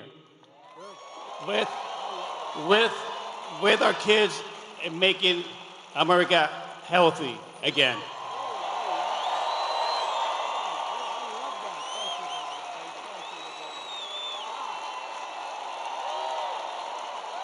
Wow. Well, Bobby's going to like that. Bobby's great, by the way. He's going to work, and he's going to work with it, but now he's going to work with Roberto Jr., Bobby Kennedy. You know, he's a credible guy. It's not an easy step. You know, they've been Democrats a long time, the Kennedy family. I'm sure they were thrilled, but Bobby had to do the right thing, and he did, and he's going to be very much involved. You know, he's got a tremendous view on health and pesticides and all the stuff, and we're not really a healthy country. Look at some countries are much healthier than we are, and they don't use all of this stuff. And so Bobby's going to pretty much do what he wants. I want him to do something really important for our country. It makes people healthier. We have obesity. We have every problem you can have, and Bobby feels very strongly about it. And he's going to be very much right. The only thing I told him, though, Bobby, you got to do one thing. Do whatever you want. You just go ahead. Work on the pesticides. Work on making women's health. He's so into women's health. And, you know, he's really unbelievable. It's such a passion. But I said, Bobby, I want you to do it, but leave the liquid gold to me. Don't trample that.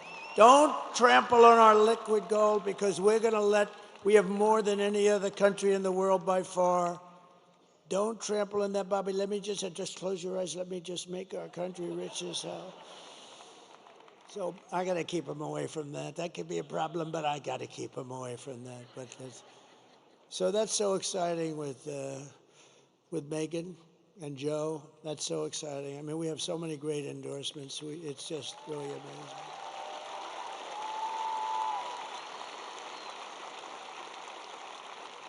By the way, Roberto Clemente, you know, we all see a lot of plays, and you forget about them. Even for those of us that have very good memories, you forget them. You forget them. But I remember playing the Mets, the poor Mets.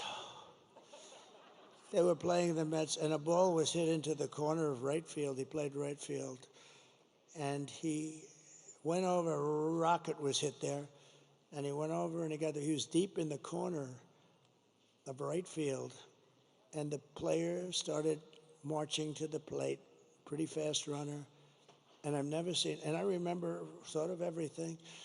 And Roberto Clemente, because he was a great hitter and all, you think of him as a hitter, but he was an incredible fielder, but he had the best arm, I think, in baseball.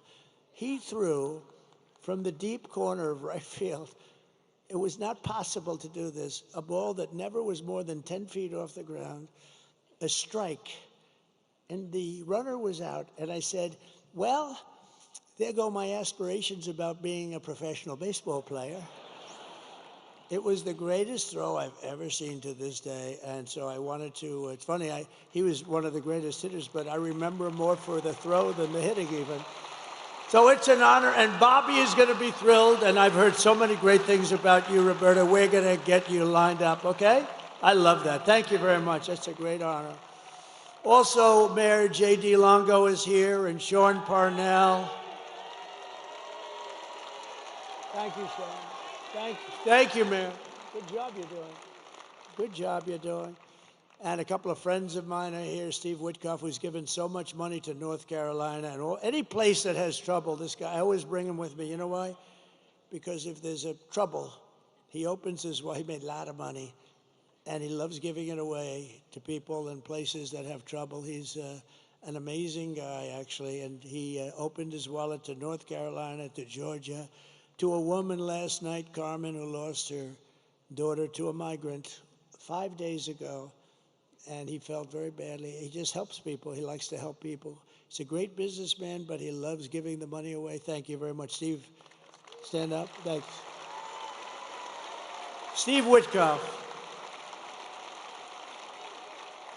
And another man who's with us tonight, Howard Lutnick. He's working on transition with Linda McMahon, a phenomenal woman. And he rebuilt Cantor Fitzgerald. His whole firm was taken down in the World Trade Center catastrophe. The plane flew right into him practically. He had the top 3 floors. Cantor Fitzgerald, one of the most successful firms on Wall Street. And he was riding down the road at West Side Highway, and he actually saw this happen. He said, oh my God. He saw it happen. He saw the plane go in. And you know why he wasn't there? He was always there at 6 o'clock in this morning. But for 5 years, his wife was saying, will you please take our child to school? And he said, no, I can't do it. I got to be in the office at 6 o'clock in the morning. The one day he agreed to take his beautiful child to school, he was delayed for 2 hours getting down there because he's taken this kid who turned out to be great, because a long time ago, I said, when you look at that beautiful person that you produced, you thank that person. You thank that person every single day. But he wasn't in, probably the only day, might have been the only day in your life that you weren't in that building at 6 o'clock in the morning, right? But his brother was in the building and hundreds of other people that worked for him. And his firm, outside of a few people in Europe, his firm was wiped out in 1 instant, 1 second it was wiped out. They were actually making phone calls to their families saying, we're stuck, we can't get out. All the fire exits were wiped out and the stairs were wiped out. You couldn't get out. They called their wives, they called, his brother was calling him and the wife. I mean, the whole story is crazy. And they all died, every one of them, and he had to rebuild. He wanted to rebuild, and he rebuilt the firm bigger, better, and stronger than it ever was. And he gave a big chunk of the firm for an extended period of time to the relatives, wives, and family of the people that were killed. Howard Lutnick. It's a great story, actually. That's a great story. He's a great guy. And just one other group is here because this is, we are all inclusive. And if you see what's going on up in a really incredible place, a part of the country that's very incredible, but it's under siege. It's under siege. It's happening in Detroit. It's happening in a lot of other places, but Michigan is really under siege because of what they're doing to the auto business. We're bringing it all back. You see that we're going to through a series of intelligent tariffs, no taxes, but intelligent tariffs. All those companies are going to be brought back, but we've gotten to know and really understand Muslims for Trump. How about that? Muslims for Trump.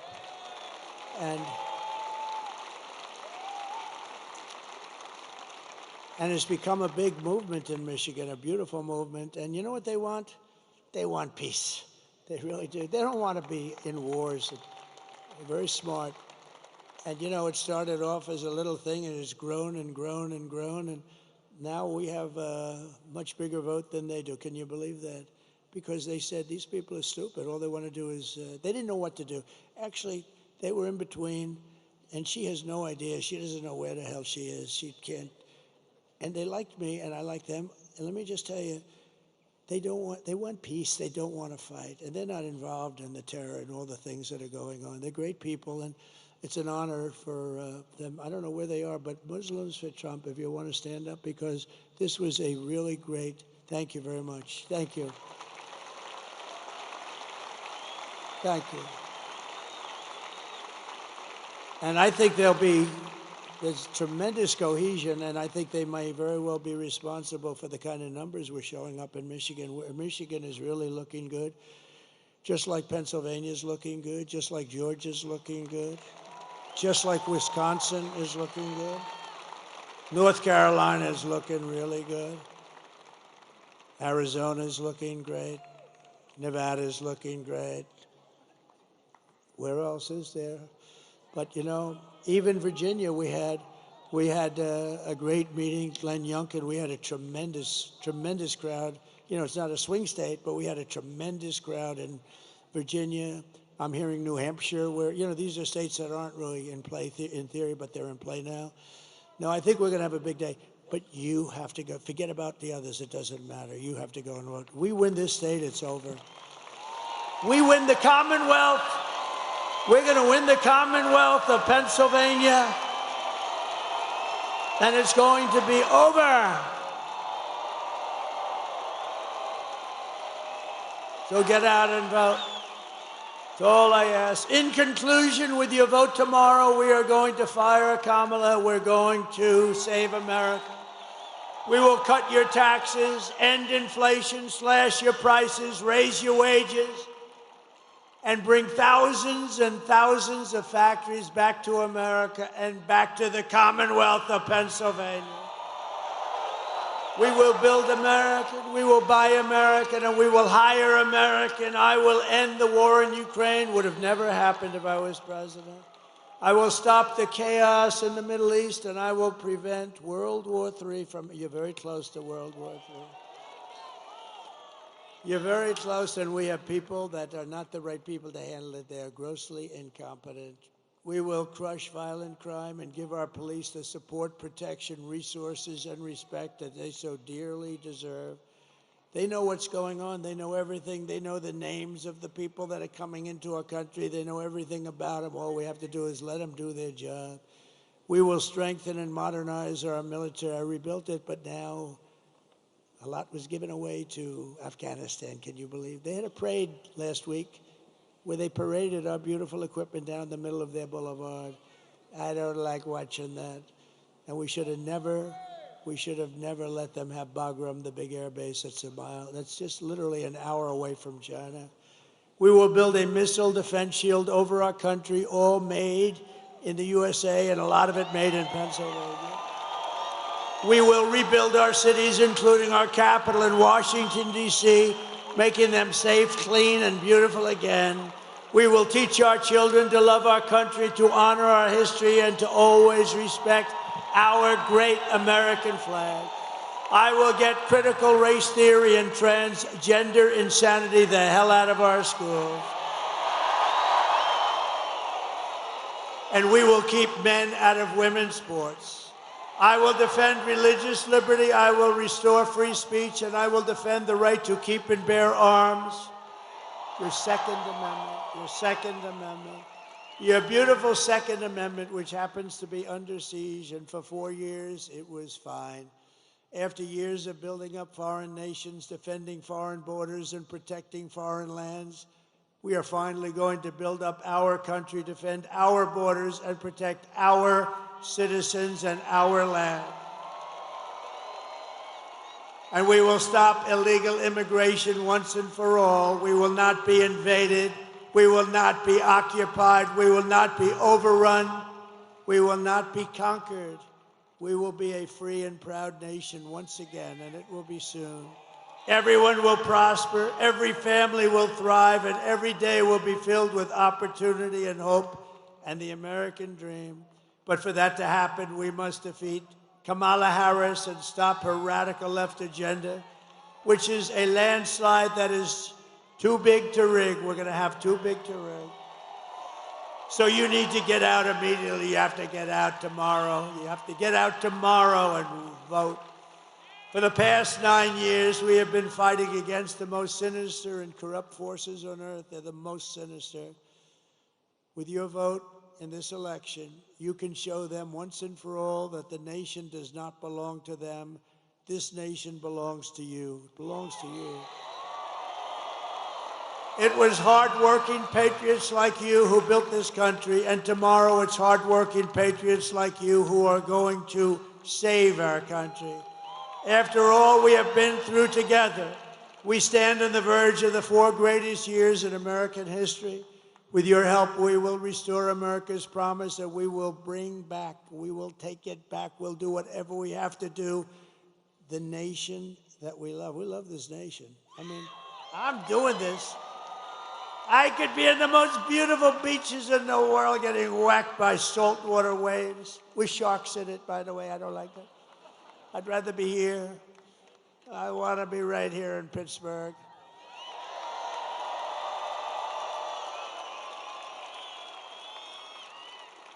With those big, strong men back there. We are one people, one family, and one glorious nation under God. We will never give in, we will never give up, we will never back down, and we will never, ever surrender. Together we will fight, fight, fight, and win, win, win. November 5th, tomorrow, will be the most important day in the history of our country, and together we will make America powerful again. We will make America wealthy again. We will make America healthy again. We will make America strong again. We will make America proud again. We will make America safe again.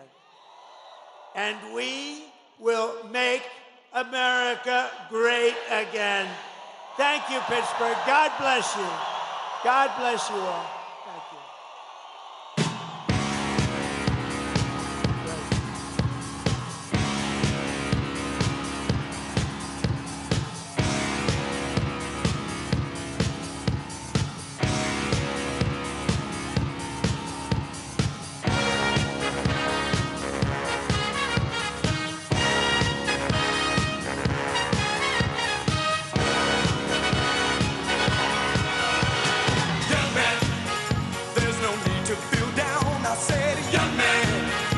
Yourself off the